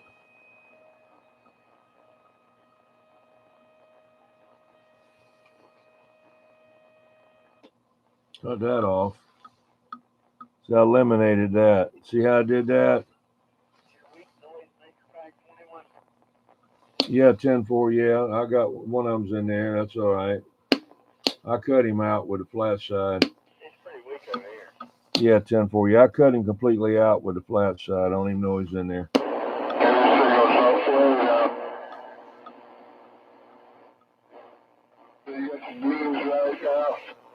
Yeah, I got the vertical there. These are the beams pointed away from you.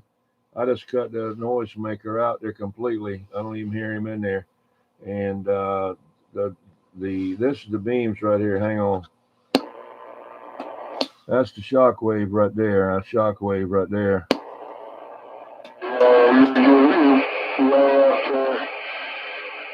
me about 15 dBs over here. You want to give me like 9 the last every other time I talk to you. Yeah, this is the Dirty Night Ranger antenna right here, the one I was using right here. So it's good. It's a good antenna. I talked a lot of skip on it now, I'll tell you that. And that's the shock wave right there, shock wave. It makes a difference. I guess if you had a point my way, it'd probably be cutting my meter. Yeah, if I turn the beams at you, I could get a lot more. You'd get a lot more on me there, Brake. I hear that. I know the Night Ranger's on the flat side, and I'm pointed away from him. Put like about maybe a 7 on him, then I turn him and get a 40 dB. Oh, that's good. Yeah, I used to have a mid-range 8-element beam with hard feet up way back to the day. Yeah, and for him. Biggest one I ever saw was a guy, I can't remember how many elements it was. I was only like 12 years old, but I remember he had a ranch-style house, and it was longer than his house. Yeah, that was it. That was like 1975. I remember just looking up and seeing that thing. But yeah, his house was it was longer than his house.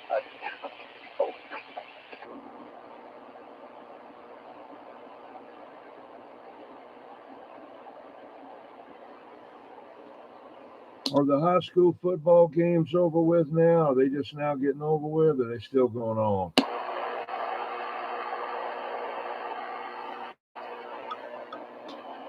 Hey, Hammer. Yeah. Is the high school football game over yet? Over with the high school games? I'm not even sure. Tell you the truth, I didn't know you were talking to me. Sorry, I heard you. Yeah, 10-4. I didn't know if they had already finished up for the night. I hadn't, been keeping up with the high school games here. Yeah, I'm not too far away from Berkeley High School. Just across the way. Yeah, 10-4. Usually you'll hear some noise on going home Friday night. 10-4. Yeah, I'm more over here towards the big lot side. 10, Roger.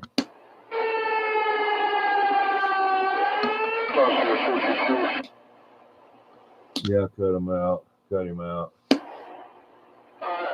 be back out there. I'm going to go out here and check the road and see what he's up to. Get into something of mine, of course. 10, Roger. Okay, well, I'll be standing by.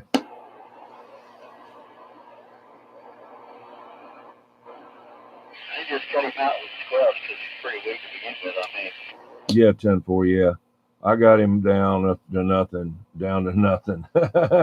Yeah. Are you let's see. You're not on the flat side now. No, I'm on the vertical. All right, let me see if I can get you to turn around your direction. I got the other, the ham radio and all that on the other table picked up all the horizontal antennas. And keep the vertical just over on the CB table.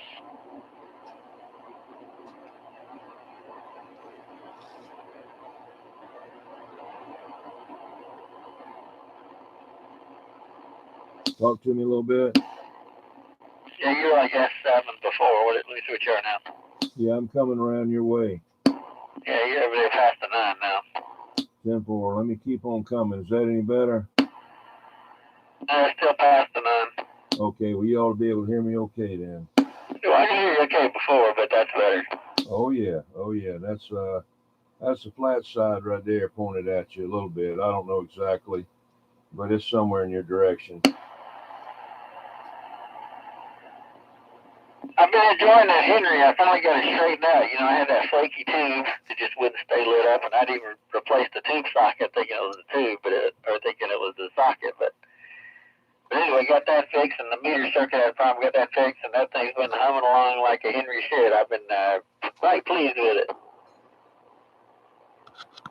10-4. Well, I'm glad. I'm gradually working my way over to the Henry here, and just gotta, I had to get this antenna straightened out. Boy, I tell you what, it was a lot of work today, man, and it was a lot of work getting those guy wires on those brackets and stuff. And I was, making the ends up on some of them. Some of them were already made. There's like 3 sets of guy wires already made that I'd made the other day by using the stainless steel wire clips, or I call them thimbles, whatever you want to call them. And then the crimping thing, that double crimp that you put the cable through and then go back in it again to make a loop, and crimp that, and then put a clamp on behind that to back that up, and then that little piece that goes on the end of the cable as a safety stop. And I tell you what, that tool, it'll work you out. I had to put one of the handles in my stomach and pull on both arms to pull it together to crimp it. Got to crimp that crimping thing 3 times. That's one of the reasons I like my wire antenna so much, is I only have to deal with a tower. But I guarantee you, it'll be up there for a while now with that. It won't move now. But evidently that cable didn't like being connected to that metal tower because it had rusted just right there. And it could have been from the damn birds up on there too, pooping and peeing down on it, Yeah. Well, here you definitely have to deal more wind than you did up in my own hometown of Rock Hill. They don't get as much of the wind from the hurricanes up there. You just about have to get the hurricane plowing up that far inland to get them going. Hello there, Captain Robert. Here the hurricane just brushes up the coast and we get some good wind.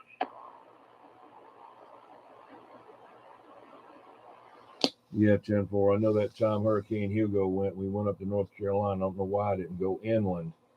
I said, well, I'll go on up there through the mountains. It ain't coming up there. It'll hit those mountains and it'll stop. That was a joke. That motel that we were staying in up there, and the mountains up there, it rocked that thing. Boy, I tell you what, it was up there too. So I know next time, if there's one, I'm going in towards Alabama. Well, the mountains catch it because they're way up in the air, So, I mean, they do catch it. And, of course, hurricane was bad in Rock Hill as well, because it was still, when it came through Rock Hill, the eye just about came right through town. It was still a Category 1 when it, brushed by Rock Hill, so it was bad. Right. That's the only one I've seen Rock Hill catch a lot of wind from, though, was Hugo, but it was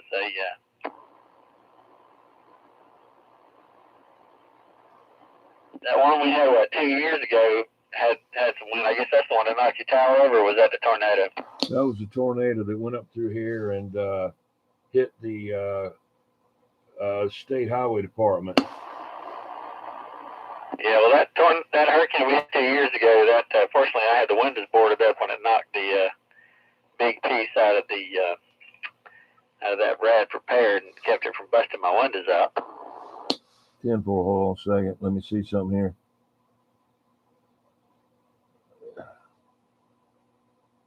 Hello, hello.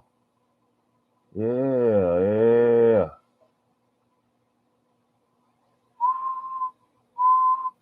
Yeah, I got to get a power mic on here. It sounds good. Yeah, Roger. Then I got to tune it up the back, you know, tune the tune and anti-tune and tune. It has plenty of audio, even just with the hand mic. Okay, yeah. These radios are known to have audio now. Like I say, it's got those big old tubes in there, like 6L6s, but they're short.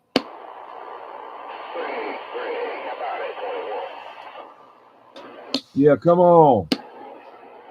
Yeah, Joe, we just gonna throw a pin at you there. Hello there, Jaws. How you been, man? Just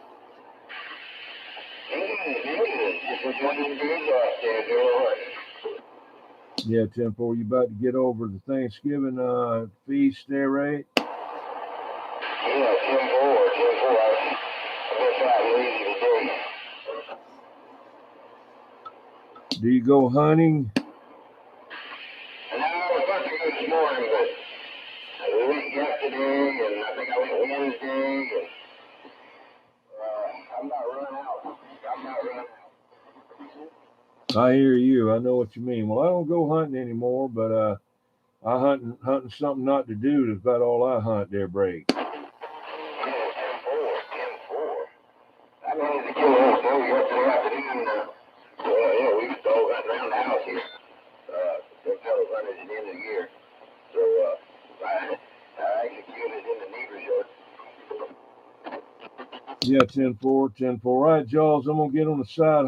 See if you can get a hold of that Night Ranger. I'm going to take a little break.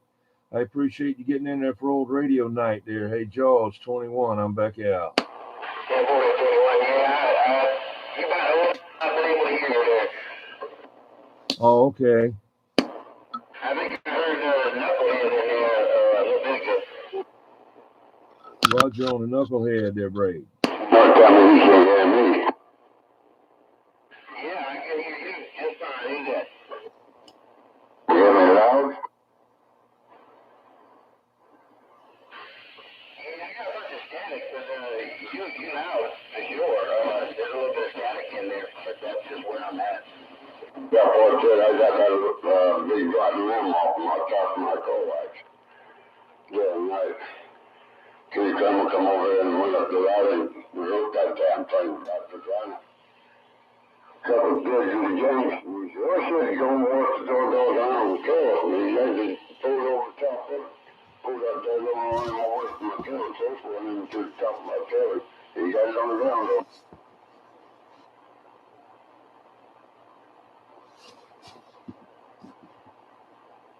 I'm going to call bits and pieces of that. Like I said, man, the static's pretty high over here. A lot of times they don't clean up till after 10 o'clock. I don't know what it is. Something out here between where I'm at, Walterboro, but it's messing with me tonight. I can hear you loud, but it's just broken up. Like I said, that's just static on my end. But let's see if we up here a while. No, I told me I always got some kind of stay right there on top. I used to live over in Hollywood. I picked up all that some junk.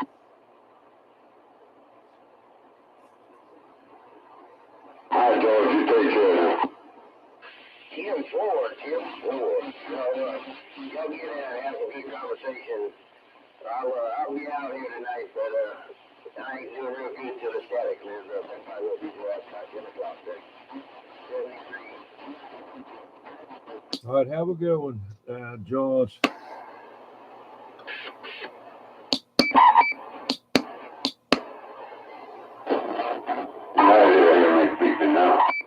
Crazy man, does this click when I key up?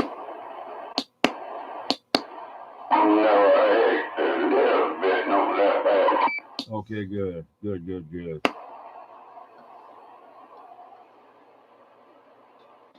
Sorry, coming now, get Rico in, get that down. Turn it all the way back to the left and burn back up. I can hear you all too. I don't want to cut y'all off and kick y'all in and not that same thing right on out. Yeah, 10-4. Well, I'm pointed at Night Ranger. Can you still hear me? Oh, 10-4. I'm dead on him. Flat side. yeah.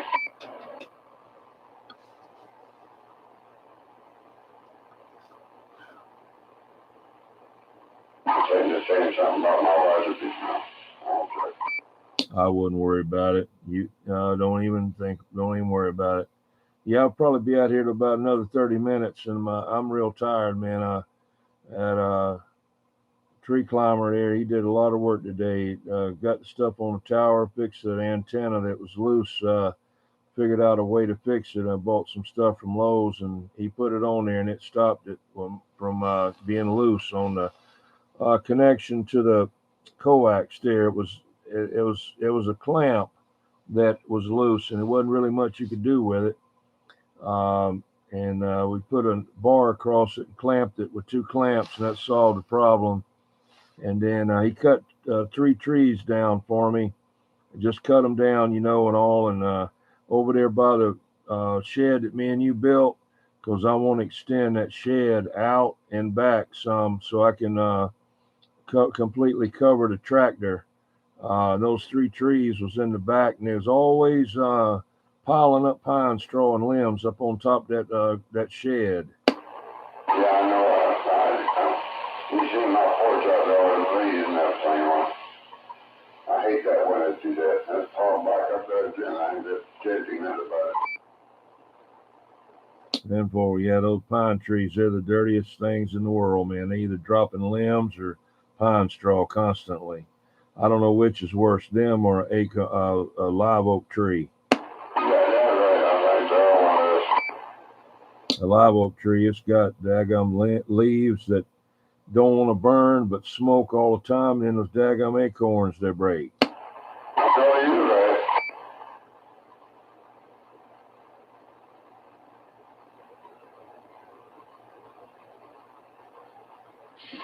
Oh, 21 and cruising and I heard the late range in there as well. Well, they just said in here and turned on the cell phone and you put it out and say, I'm going to keep that turned off radio, man. Yeah, hello, Lemonator. Hey, Lemonator. So, guys, well, the thing, come in house, just to stay around, make sure it still works. I guess it still works. Yeah, it's still working. Yeah, hopefully you don't have any more lightning bolts hunting for you.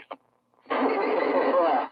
Well, I dropped my antenna down a good bit. I rebuilt it, and finally found me some white wire to put back onto it and everything, and shoot, I ain't got it at 23 feet up right now, and I ain't got no guide wires on it, and hopefully, we got some cool straights on there, but it hasn't hit me.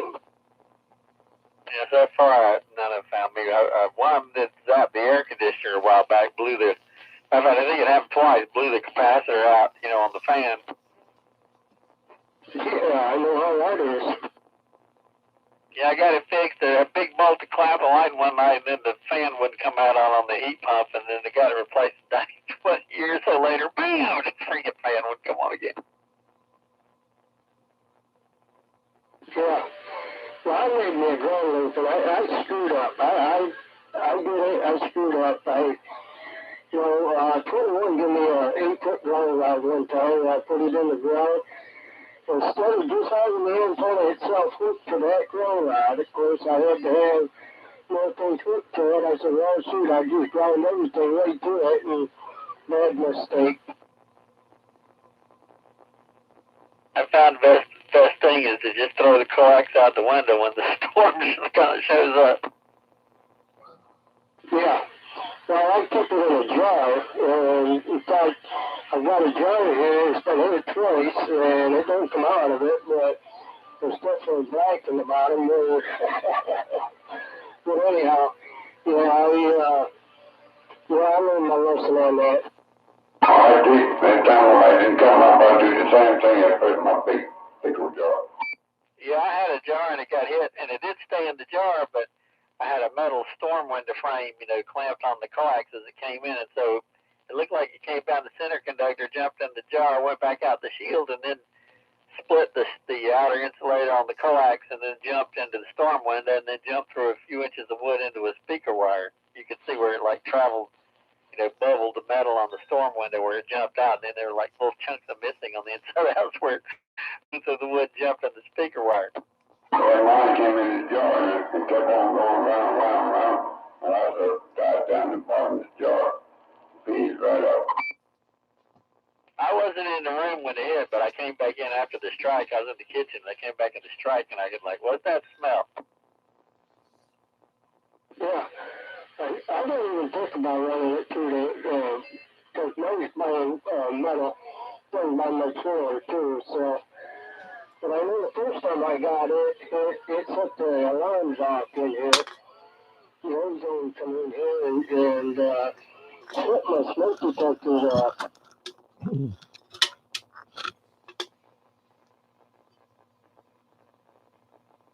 Kevin, what's up, Kevin? Well, when that bolt hit, I was in the kitchen. I was just a kid. I was in the kitchen. What's up, Kevin Myers? What's up, man? And we were sitting in the kitchen. The storm was going on, and sparks flew off the stove.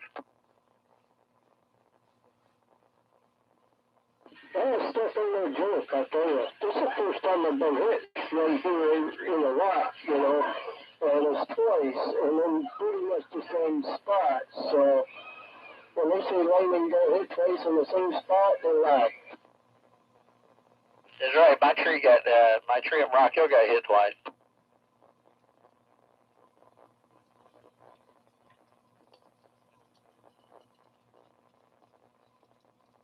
Well, that one storm we had, there's a lot of people that got hit. They took my penetrator out, and then the one that got my serial, my 827 there. I don't know how many people got hit there, but I know that was a pretty rough one, but that wasn't quite as bad. I didn't take out quite as much stuff in here. I see the one that hit my SolarCon Max 2000. I mean, it just exploded. It was like somebody stuck a piece of dynamite in the antenna and blew it up. Oh, yeah, I know. I never did find any of the wire, the coil. Yeah, I appreciate the thumbs up, man. Share you out in my community tab. All right. Yeah, I know about being busy. That's what I've been kind of busy too. Just having trouble with antenna and worked on it today. At Tree Climber came over and spent about 3.5 hours over here working on the antenna and the tower, replacing some guide wires and different things, with the tower bracket. Instead of just having the guide wire going and wrapping around the tower legs, around the pipe, it's a bracket that goes on there, and like a sleeve that goes around the thimble, and it's really the best way.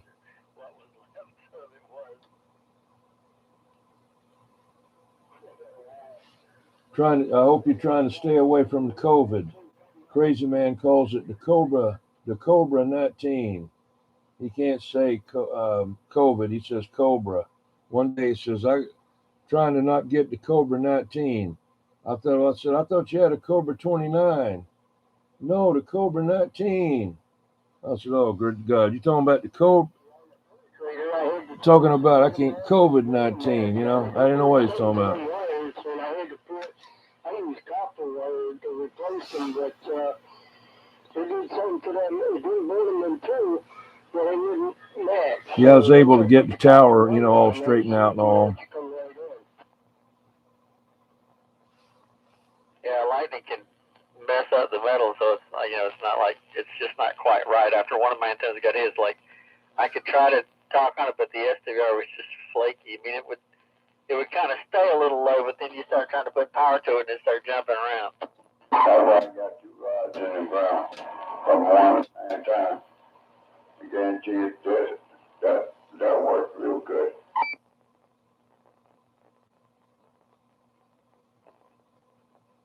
Rods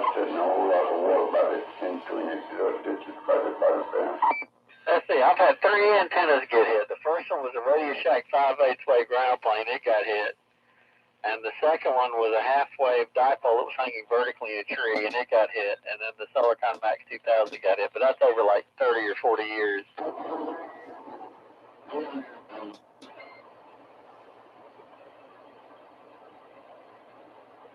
Yeah, this is the first time I've been here in 38 years. I mean, between being in New York and down here. So here's the first time I've been here, so I don't know what I was doing different. I mean, I did got some high tension lines that went down behind me a little bit. Pine trees on the other side of me a little bit. But still, it turned out for the storm, just 2 times in a row. Mr. Lemonator, can you hear me on the flat side? Yeah, man, I can hear you. Oh, okay. I just cutting all the background noise out and just listening there better this way. All right, I'm just checking, just messing around with this old radio. Yeah, good. Yeah, that's good over here. 10-4, yeah, it's a General Radio Telephone SB-72. Night Ranger looked it up, said it was made in 1963, and it's one of the first sideband radios made. Well, good. My father used to have a General Telephone radio, but I can't tell you what the numbers was, 21, I don't remember. Say that one more time. I was looking at something on the internet. I said, my father used to have a General Telephone radio. I can't tell you what the numbers was. It was so long ago, so it was almost 30 years ago. But, yeah, I remember him having one over there. Yeah, who it was it that had it? It was my wife's father. Oh, okay, I got you. Yeah, they're good made radios there. I got one of them that doesn't have a meter on the front. I think it's a VS6 or VS5. They made them like for, they even had them on forklifts, you know. And of course, you don't need to have a meter on a forklift riding around, but they had some armored cases that you could put them in, and it's a really, really compact. Well, to me, this radio here is compact too, but you know, it's the other one is real little there. I've used it. I've had it 1 or 2 times on old radio night. I'm gonna do it again with it pretty soon. I just need to pull a crystal out of one of these other radios, like a out of a a Johnson, and put in there, and then I'll be good to go. Transmit and receive channel 12. That's good. Yeah, that is good. That is good. Holy cow. Okay, well, I'm gonna stand by a minute and answer some questions on the internet. Levon, I got it from 390 WagonMaster out in Colorado. Breaker broke 23, 390 WagonMaster. Check him out there. He's a good guy.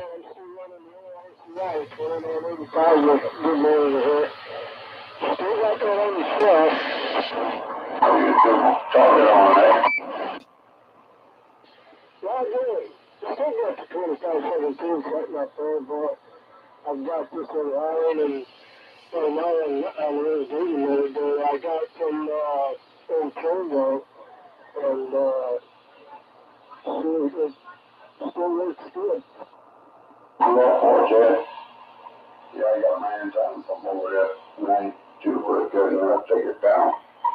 I left one right over there and they didn't do it.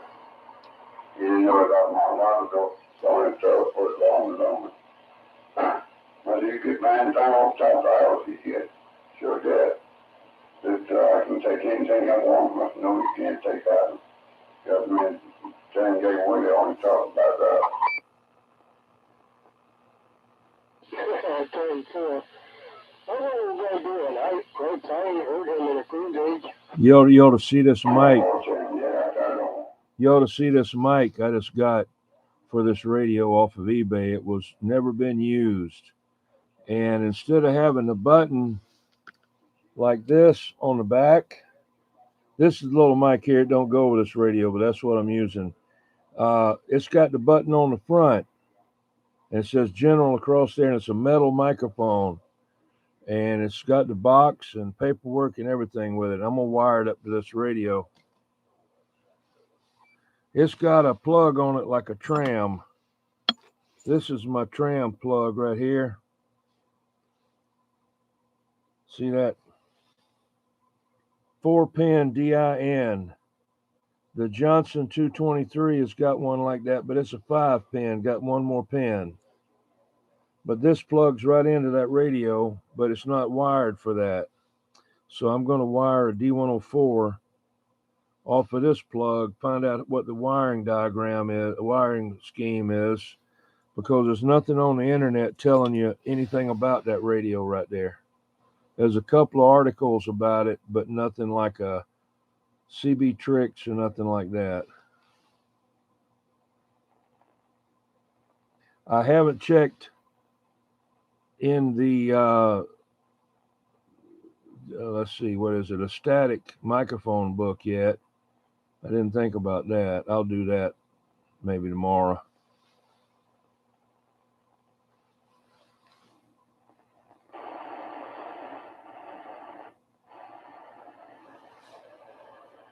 Okay, I talked enough now. I was just listening now.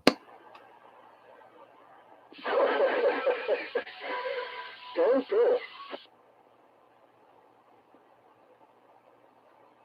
Yeah, I was talking to Rainmaker up there in New York. Levon is up there in Hudson Valley, I think, isn't it? In New York.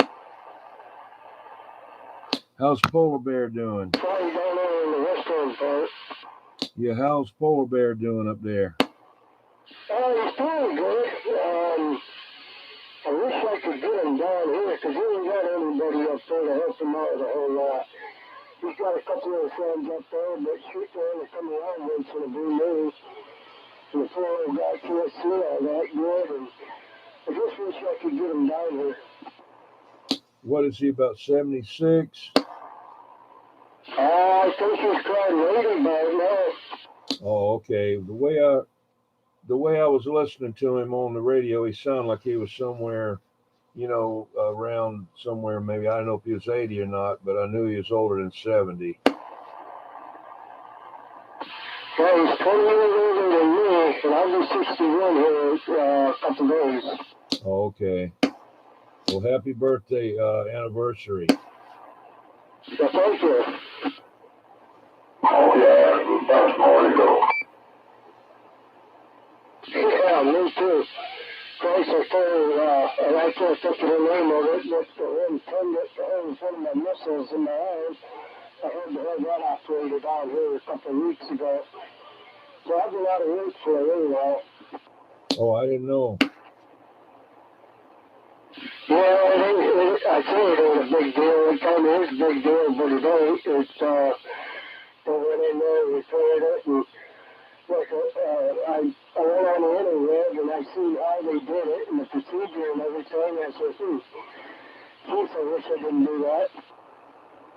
Yeah, one of that I've had a chance on. On the lid part. I went inside of it, put it on the lid, top and bottom. I'll just cut it down. He said, he can't stitch it back up. You got to send me somewhere else. That will, I think it's, it's all over that. You got it sewed up, you take no problem. One day my son trying to store that, I seen something fall down in front of me. What was that? Yeah, there, Kevin, on the radio there sometime, find out what kind it is and let me know, just for the heck of it. I mean, just find out what it is. What kind of mic plug is that? It's a 4-pin DIN. It's made by a company used to be made by a company called Switchcraft. That's the old style DIN. Now, the Radio Shack was a DIN, but this is a whole lot easier to work on than a Radio Shack DIN. it's a easy to do mic plug in a way. But this one here is wired for a tram. This one here is wired for a tram, and you unplug it, you twist that, and it locks. Where your other one on your regular, they turn till it tightens up. This one here turns a half turn and locks in. And it's the same as this one right here, 4-pin. The Johnson 223 and some of the other ones have the 5-pin in there. I don't know why, but they do. Same exact kind of plug, same exact thing, except it's got 5 pins in it. Let's see if I can find the one for the Johnson 223.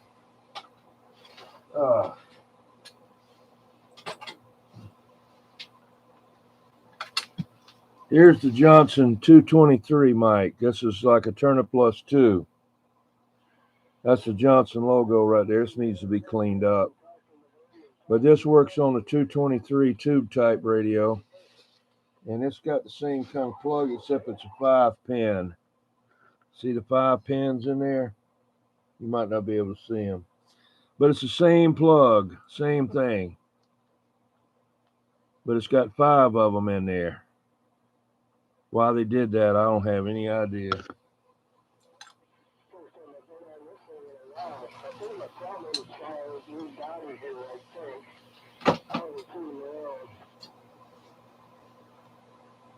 Your problem, John. Somebody kept on saying I was cutting across the TVs and stuff and cutting them up over there. So I don't know. This radio is a little bit off frequency in receive, so that's why it sounds like that. Now I'm going to show you this plug right here. This is the old school DIN right here. This is the big heavy duty one right here, man. That's that old big giant one. I actually like these the best of all because they're so easy to work on. I mean, they're so big. You know, you unscrew this part right here, take that off right there. Got this nice heavy spring instead of that plastic. Big old thing there. You can get in there and work on it, you know, soldering without having to worry about burning up the wire next to it. That goes like on my Cobra Cam 88, Cobra 98, Demco. Let's see what else takes that. Some of the Courier Royale takes it, and some of my other Couriers have it.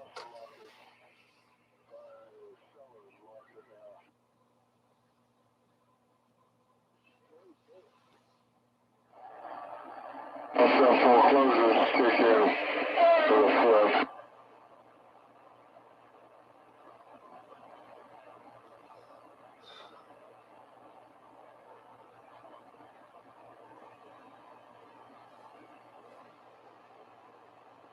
Yeah, you could tow a car with it. That's heavy duty. I don't know. They made them big back then. How's your little kid doing there, Hammer? Oh, he's right. He's doing good. He's following me around wherever I go. I think I told you last night about that party thing, or like a circus thing down at Marion Square. Is that what it is down there where they took the Calhoun statue down from 4 to 6? All kind of stuff, hamburgers, hot dogs, and different stuff down there, and different things that you can see and do down there. It's all free down there. Oh, yeah. Appreciate you reminding me of that. Appreciate getting on my shoulders. You won't leave it alone. Yeah, I don't know if I'm gonna go or not. This depends on what the better half's got going, and my grandson's still over here. My daughter and son-in-law, they went up there to that Clemson game, Carolina game. I know they're kind of sitting back and you know, hoping that won't get beat, but I don't think so. I think they're gonna Clemson's gonna run over the top of them. They may have already beat them. I don't know.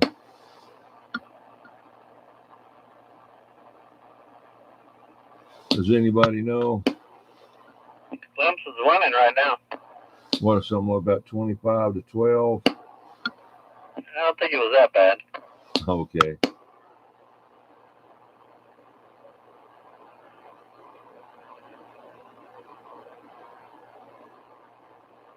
Clemson 17-0.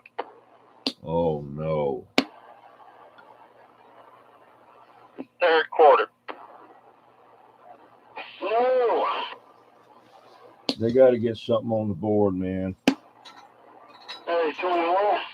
Yeah, come on. Yeah, it's going to be 23-0. 23-0. Oh no. Fourth quarter. Uh-oh. No way. No way. They might as well hang it up. Put in the people that sat on the bench all year. Yep, that's what they need to do. Put in the center. Put the center in as the quarterback. Yeah, they might as well rearrange the team and let somebody else kind of do it. Yeah, let the mascot play. Yeah, no doubt. I thought he was doing pretty good. Dabo was on there the other night talking about the guy he had that was doing real good, you know, and he was. Is that quarterback that's running and can run and throw the ball real good? For Clemson? I can't remember what his name is there. He's just an up and coming one there. Yeah, he's doing pretty good. Yeah, he's going to be a good one now. Yeah, they kind of turned out a pretty bunch of pretty good fellows out there.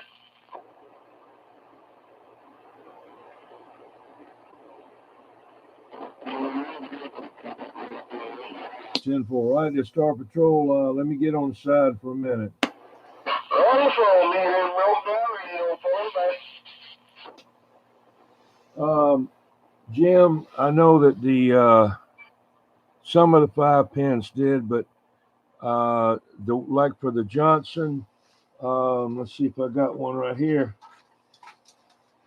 This is the Johnson.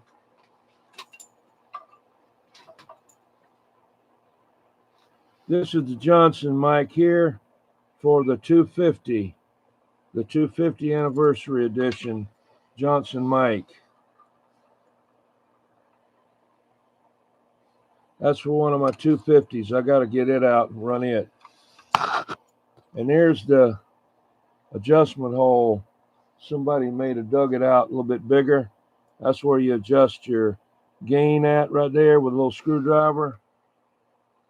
Looked like somebody did mess with that one. I don't know. I got about 3 of these mics. I saw them on eBay one time, and they were like, one guy had them for like $10 a piece, and I bought 3 of them. And it powers this mic here. And I tell you, when you put this mic on that 250 base station, it really makes a difference, man. That thing will get up and walk and talk. With a stock hand mic, it just doesn't put out as much. But when you put this, basically a Turner Plus 3, and you put that on there, boy, it'll rock and roll in. I might run that next week.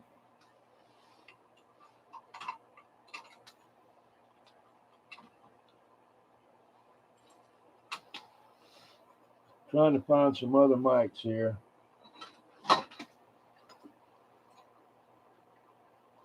This is an old Courier mic, little bitty Courier mic.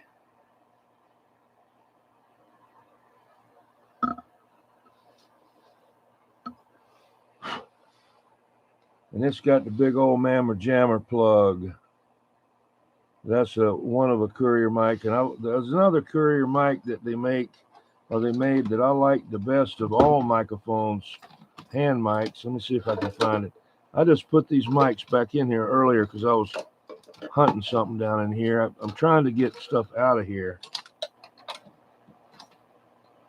There's your Handiac, little small Handiac mic from a Handiac, Swiss-made radio Handiac mic. I got that Courier mic and a couple of them in here. a weird looking mic. Here's a weird mic here. This mic is a speaker and a microphone. Microphone and speaker made by Clarion. And it's got that this kind of weird plug on it right here, like some of the old Lafayette's have. Call that a chicken foot.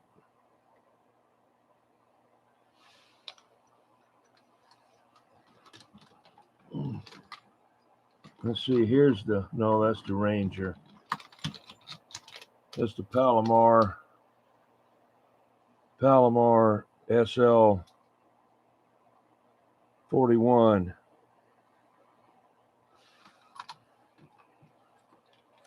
Ranger, which I never did like that mic. SRA 198. Cut your modulation down too low. I don't like it. A static mic for my Cobra 88.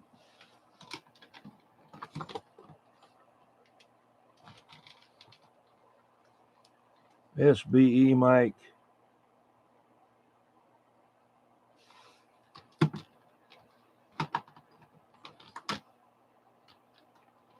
What in the world do with that Courier mics?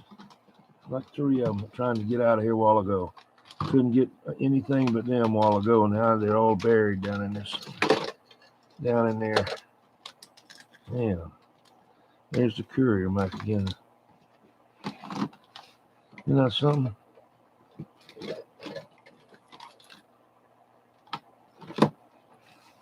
Might not get one.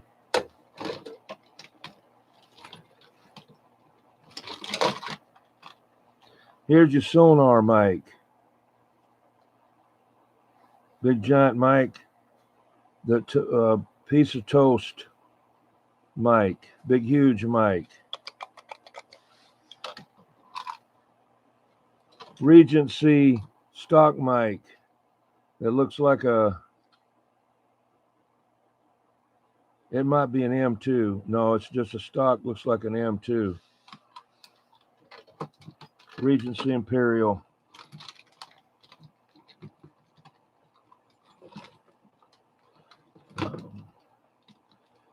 I'm about to give up. I can't understand why I can't find that one mic. A bunch of them down in here. Okay, I give up. Can't find it. It's in there. I got it all scrambled up now. Take 2 people to unscramble all these things.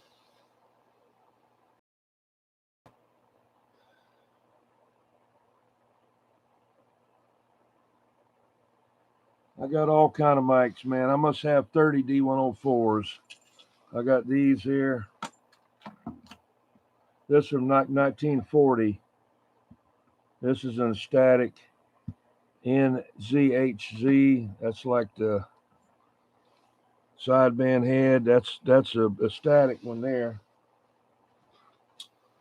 This one here looks like it, but it's made by Stromberg Carlson from like 1940s.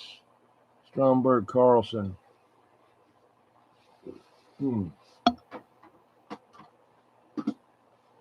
And let's see where that other one is. Here's the static sideband head. That's the static one there. 10 DA.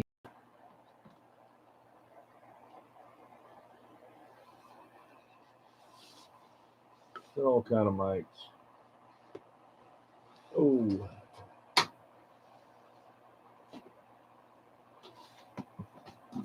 Here's an argon mic.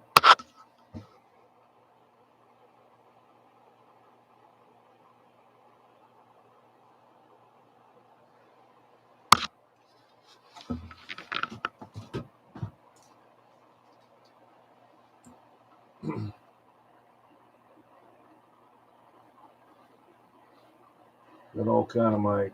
One day I'll have to have a mic show just on mics. I was looking for that crystal mic that I've got. Looks like a Larry King mic. I got it over there in front of the television. You just can't see it right now. One of them, I got like 3 of them. Let's see if I can see it. No, can't see it. It's right in there though. Can't see it for that sign.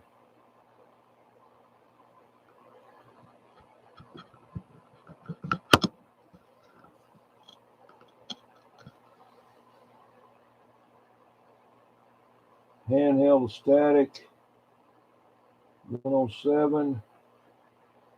Let's see. I don't know what number that one is there, Levon. I thought it was a 525.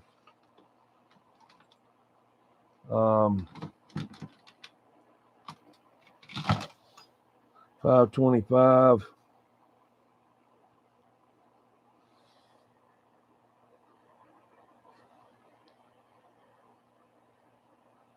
It says B&K on there. They stamped that in there.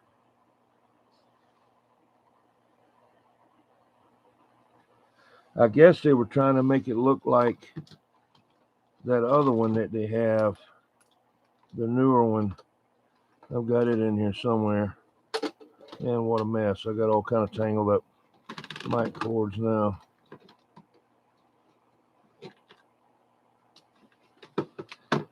Here's your realistic with the up and down buttons on it.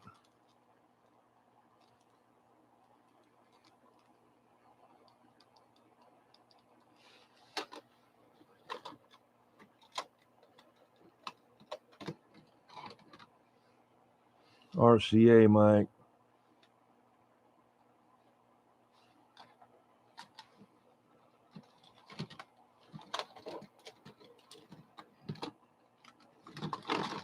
Here's the other 525. This is another one I got. It makes me mad. I can't find that. One of my favorite mics. Yeah.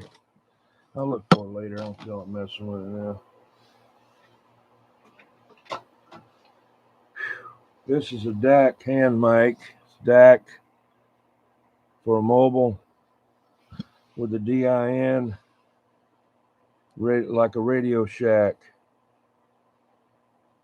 But it's for a DAC mobile.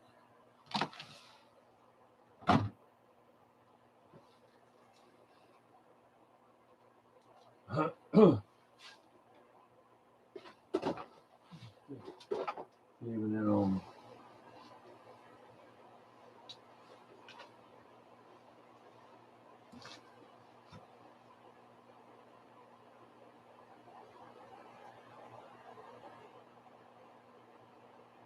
Yeah, I've got a Minuteman. I think it looks like that. This one here is for my, this is Shure here. This is for my pulls out like this.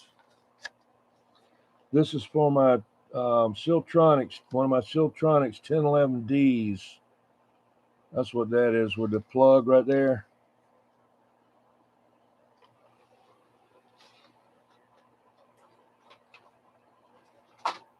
This is the adapter.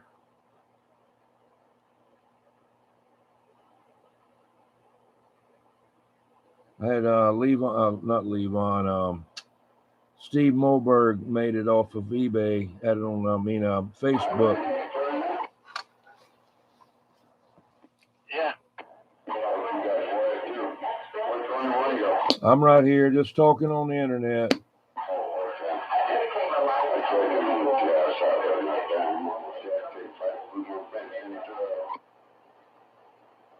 I didn't know what you said. The TV was talking louder than you. What did you say, Night Ranger? Something about the cat. Oh, the cat again. Okay. Went down and got in that hole inside my duct there. And come off the bar over there by the fridge there. We moved it down. Great after waiting to get right on there. Moved it that thing, moved shit up some more. Yeah, I just got back a little bit ago from taking Bailey out. Here's another one. The baby kids, all five of them, they use the doggone kennel in the kitchen, and they got going there. They don't want it smelling and shit. Still recording. Oh, my God.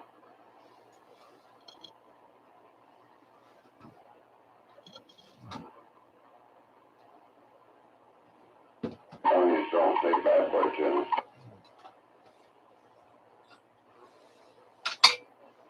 So that bonehead up there in New York is declaring an emergency, another emergency because of some variant of COVID-19. Oh my gosh. Mr. Brown and Mike. Oh, what you got something? 776. These idiots can't seem to figure out that they've been surrounded by infectious diseases every single second of their whole life, and now because the news media has decided it's a good way to boost their ratings, these idiots don't have sense to turn the television off. Oh, shit.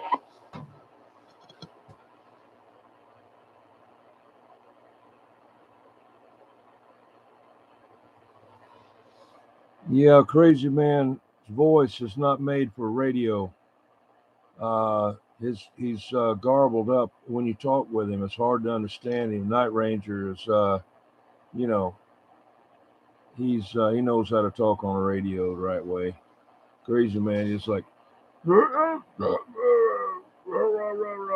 know, but that's what he does. That's how he does. What are you gonna do?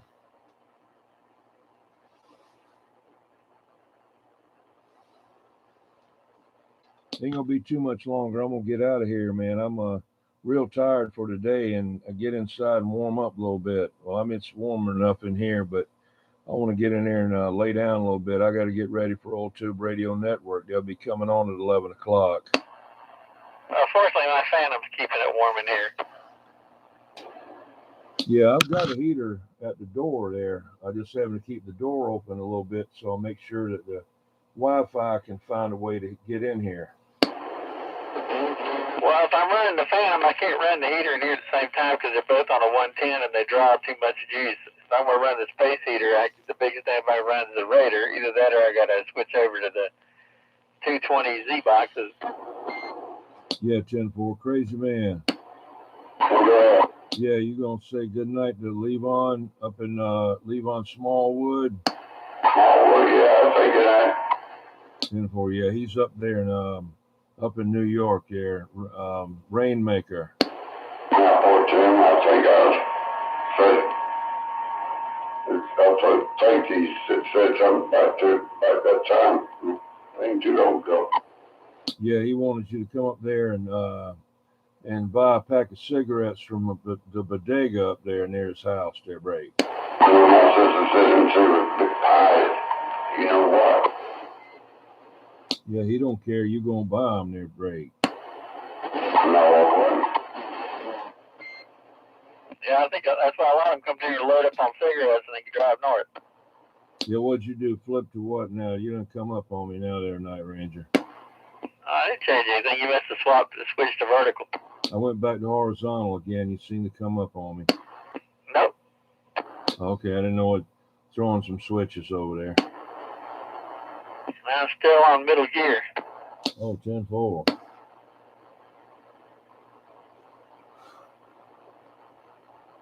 Yeah, I'm gonna go ahead and get out of here in about at 10:20 so I can get inside. My back's bothering me a little bit. Not hurting, but just kind of a little sore there. Been running everywhere, man, with like 300 foot of, well, maybe more than that, of cable, and with that big old crimping, looked like a big old bolt cutter, and having to take both arms and pull it when it's in my stomach.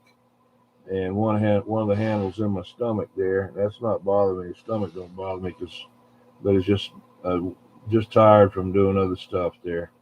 And we did a lot of work today. That sure I'm glad that tree climber came over and got it all straightened out. I'm glad you're back up in there so now you can hear Bonnie and I don't have to try to relay.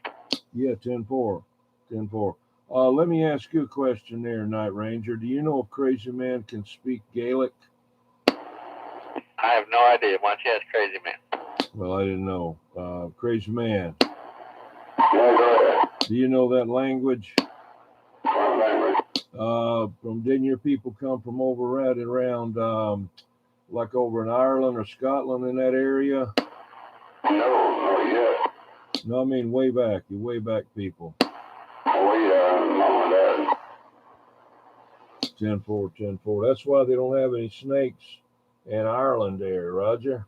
Everybody kills them, eats them. 10-4, 10-4. That's it, snakes, meat. I know no meat you can buy. They're delicious where all of them tell me. I tried it one time, it's okay. I didn't went and checked it at the gym, no, by an hour there.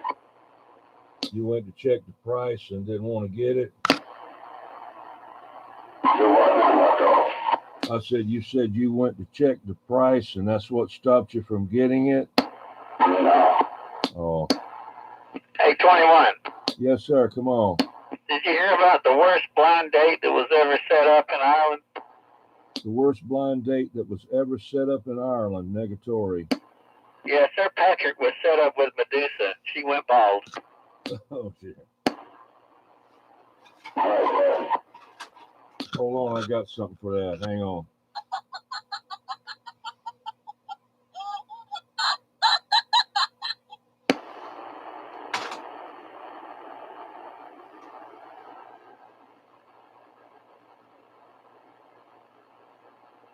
There's a white dog at us tonight.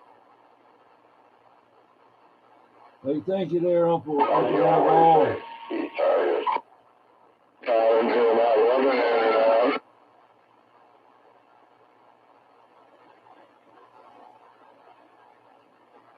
So trying to figure out that two-way speakers, I just driving them nuts.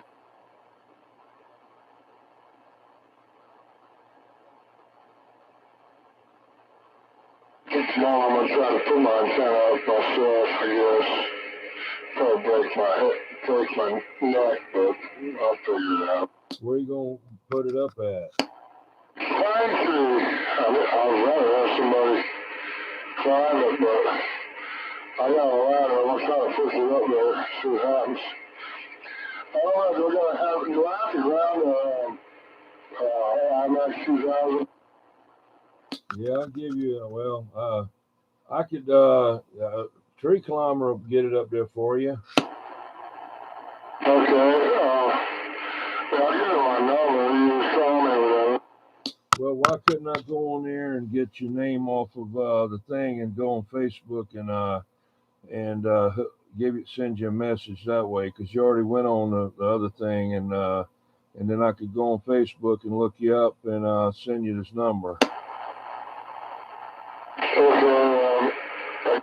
got two light dishes on my Facebook, but let's see.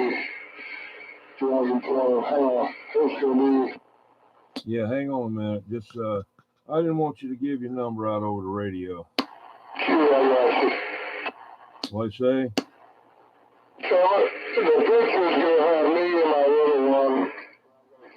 With the hat in the background. Just my dad and him with a top hat.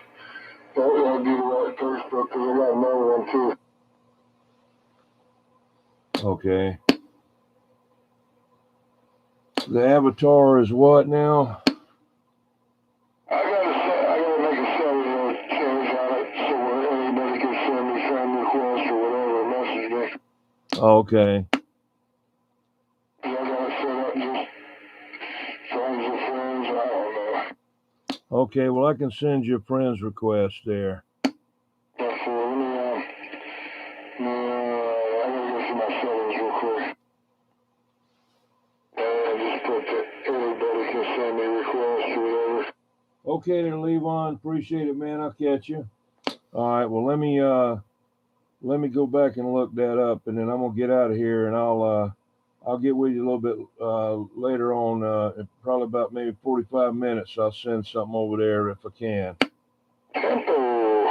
All right, man, sure appreciate y'all getting in there, and I'm gonna get out of here and get inside and get set up and kind of rest up a little bit and check out Old Tube Radio Network. It comes out of Fresno, California, at 11 o'clock our time, 8 o'clock their time. And it has old radios and everything. They show the guys talking. You know, they don't show them talking on them, but you hear them talking on them, and they show pictures of them that they had in, you know, on file. And some of them's really real old. I mean, weird looking radios. They're old CB radios from like I mean, middle 50s, late 50s, and on up to the whenever they only the tube radios, you know. So old tube radio network, Bozo Control there. All right, y'all have a good one, good weekend, and we'll spoke at you maybe tomorrow night. We enjoyed it there. Hammer, Crazy Man, Night Ranger. I'll see you at 10-7. That 21, you know, we got it. You take care of that. Hello, Lazy Acres. Hey, 21 and Hammer and everybody else will talk, and Crazy Man, talk to you later. Denvo. I should be out here crazy. You go there, or you gonna be in full out? Hey, Crazy Man. Yeah, go ahead. Hammer's talking to you. All right, now when he's talking to me, or who he was.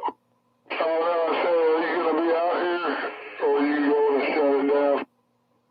I said you'll be watching these Army movies. Yeah, for it. Yeah, I have it all. I'll be in out here. I'll be just standing by here and there. Lazy Acres Homestead. How's Lazy Acres Homestead, man? I appreciate you stopping by, man. And sorry I got to get out of here, but got to go check out Old Tube Radio Network. And they'll be coming on in a short. Be coming on in a short at 11 o'clock Eastern Standard Time. But we'll be back out here again, possibly, tomorrow. And every Saturday night at 8 o'clock. So stop in and wave a hand. 21, I got to go 10-7 now. I'll see you later.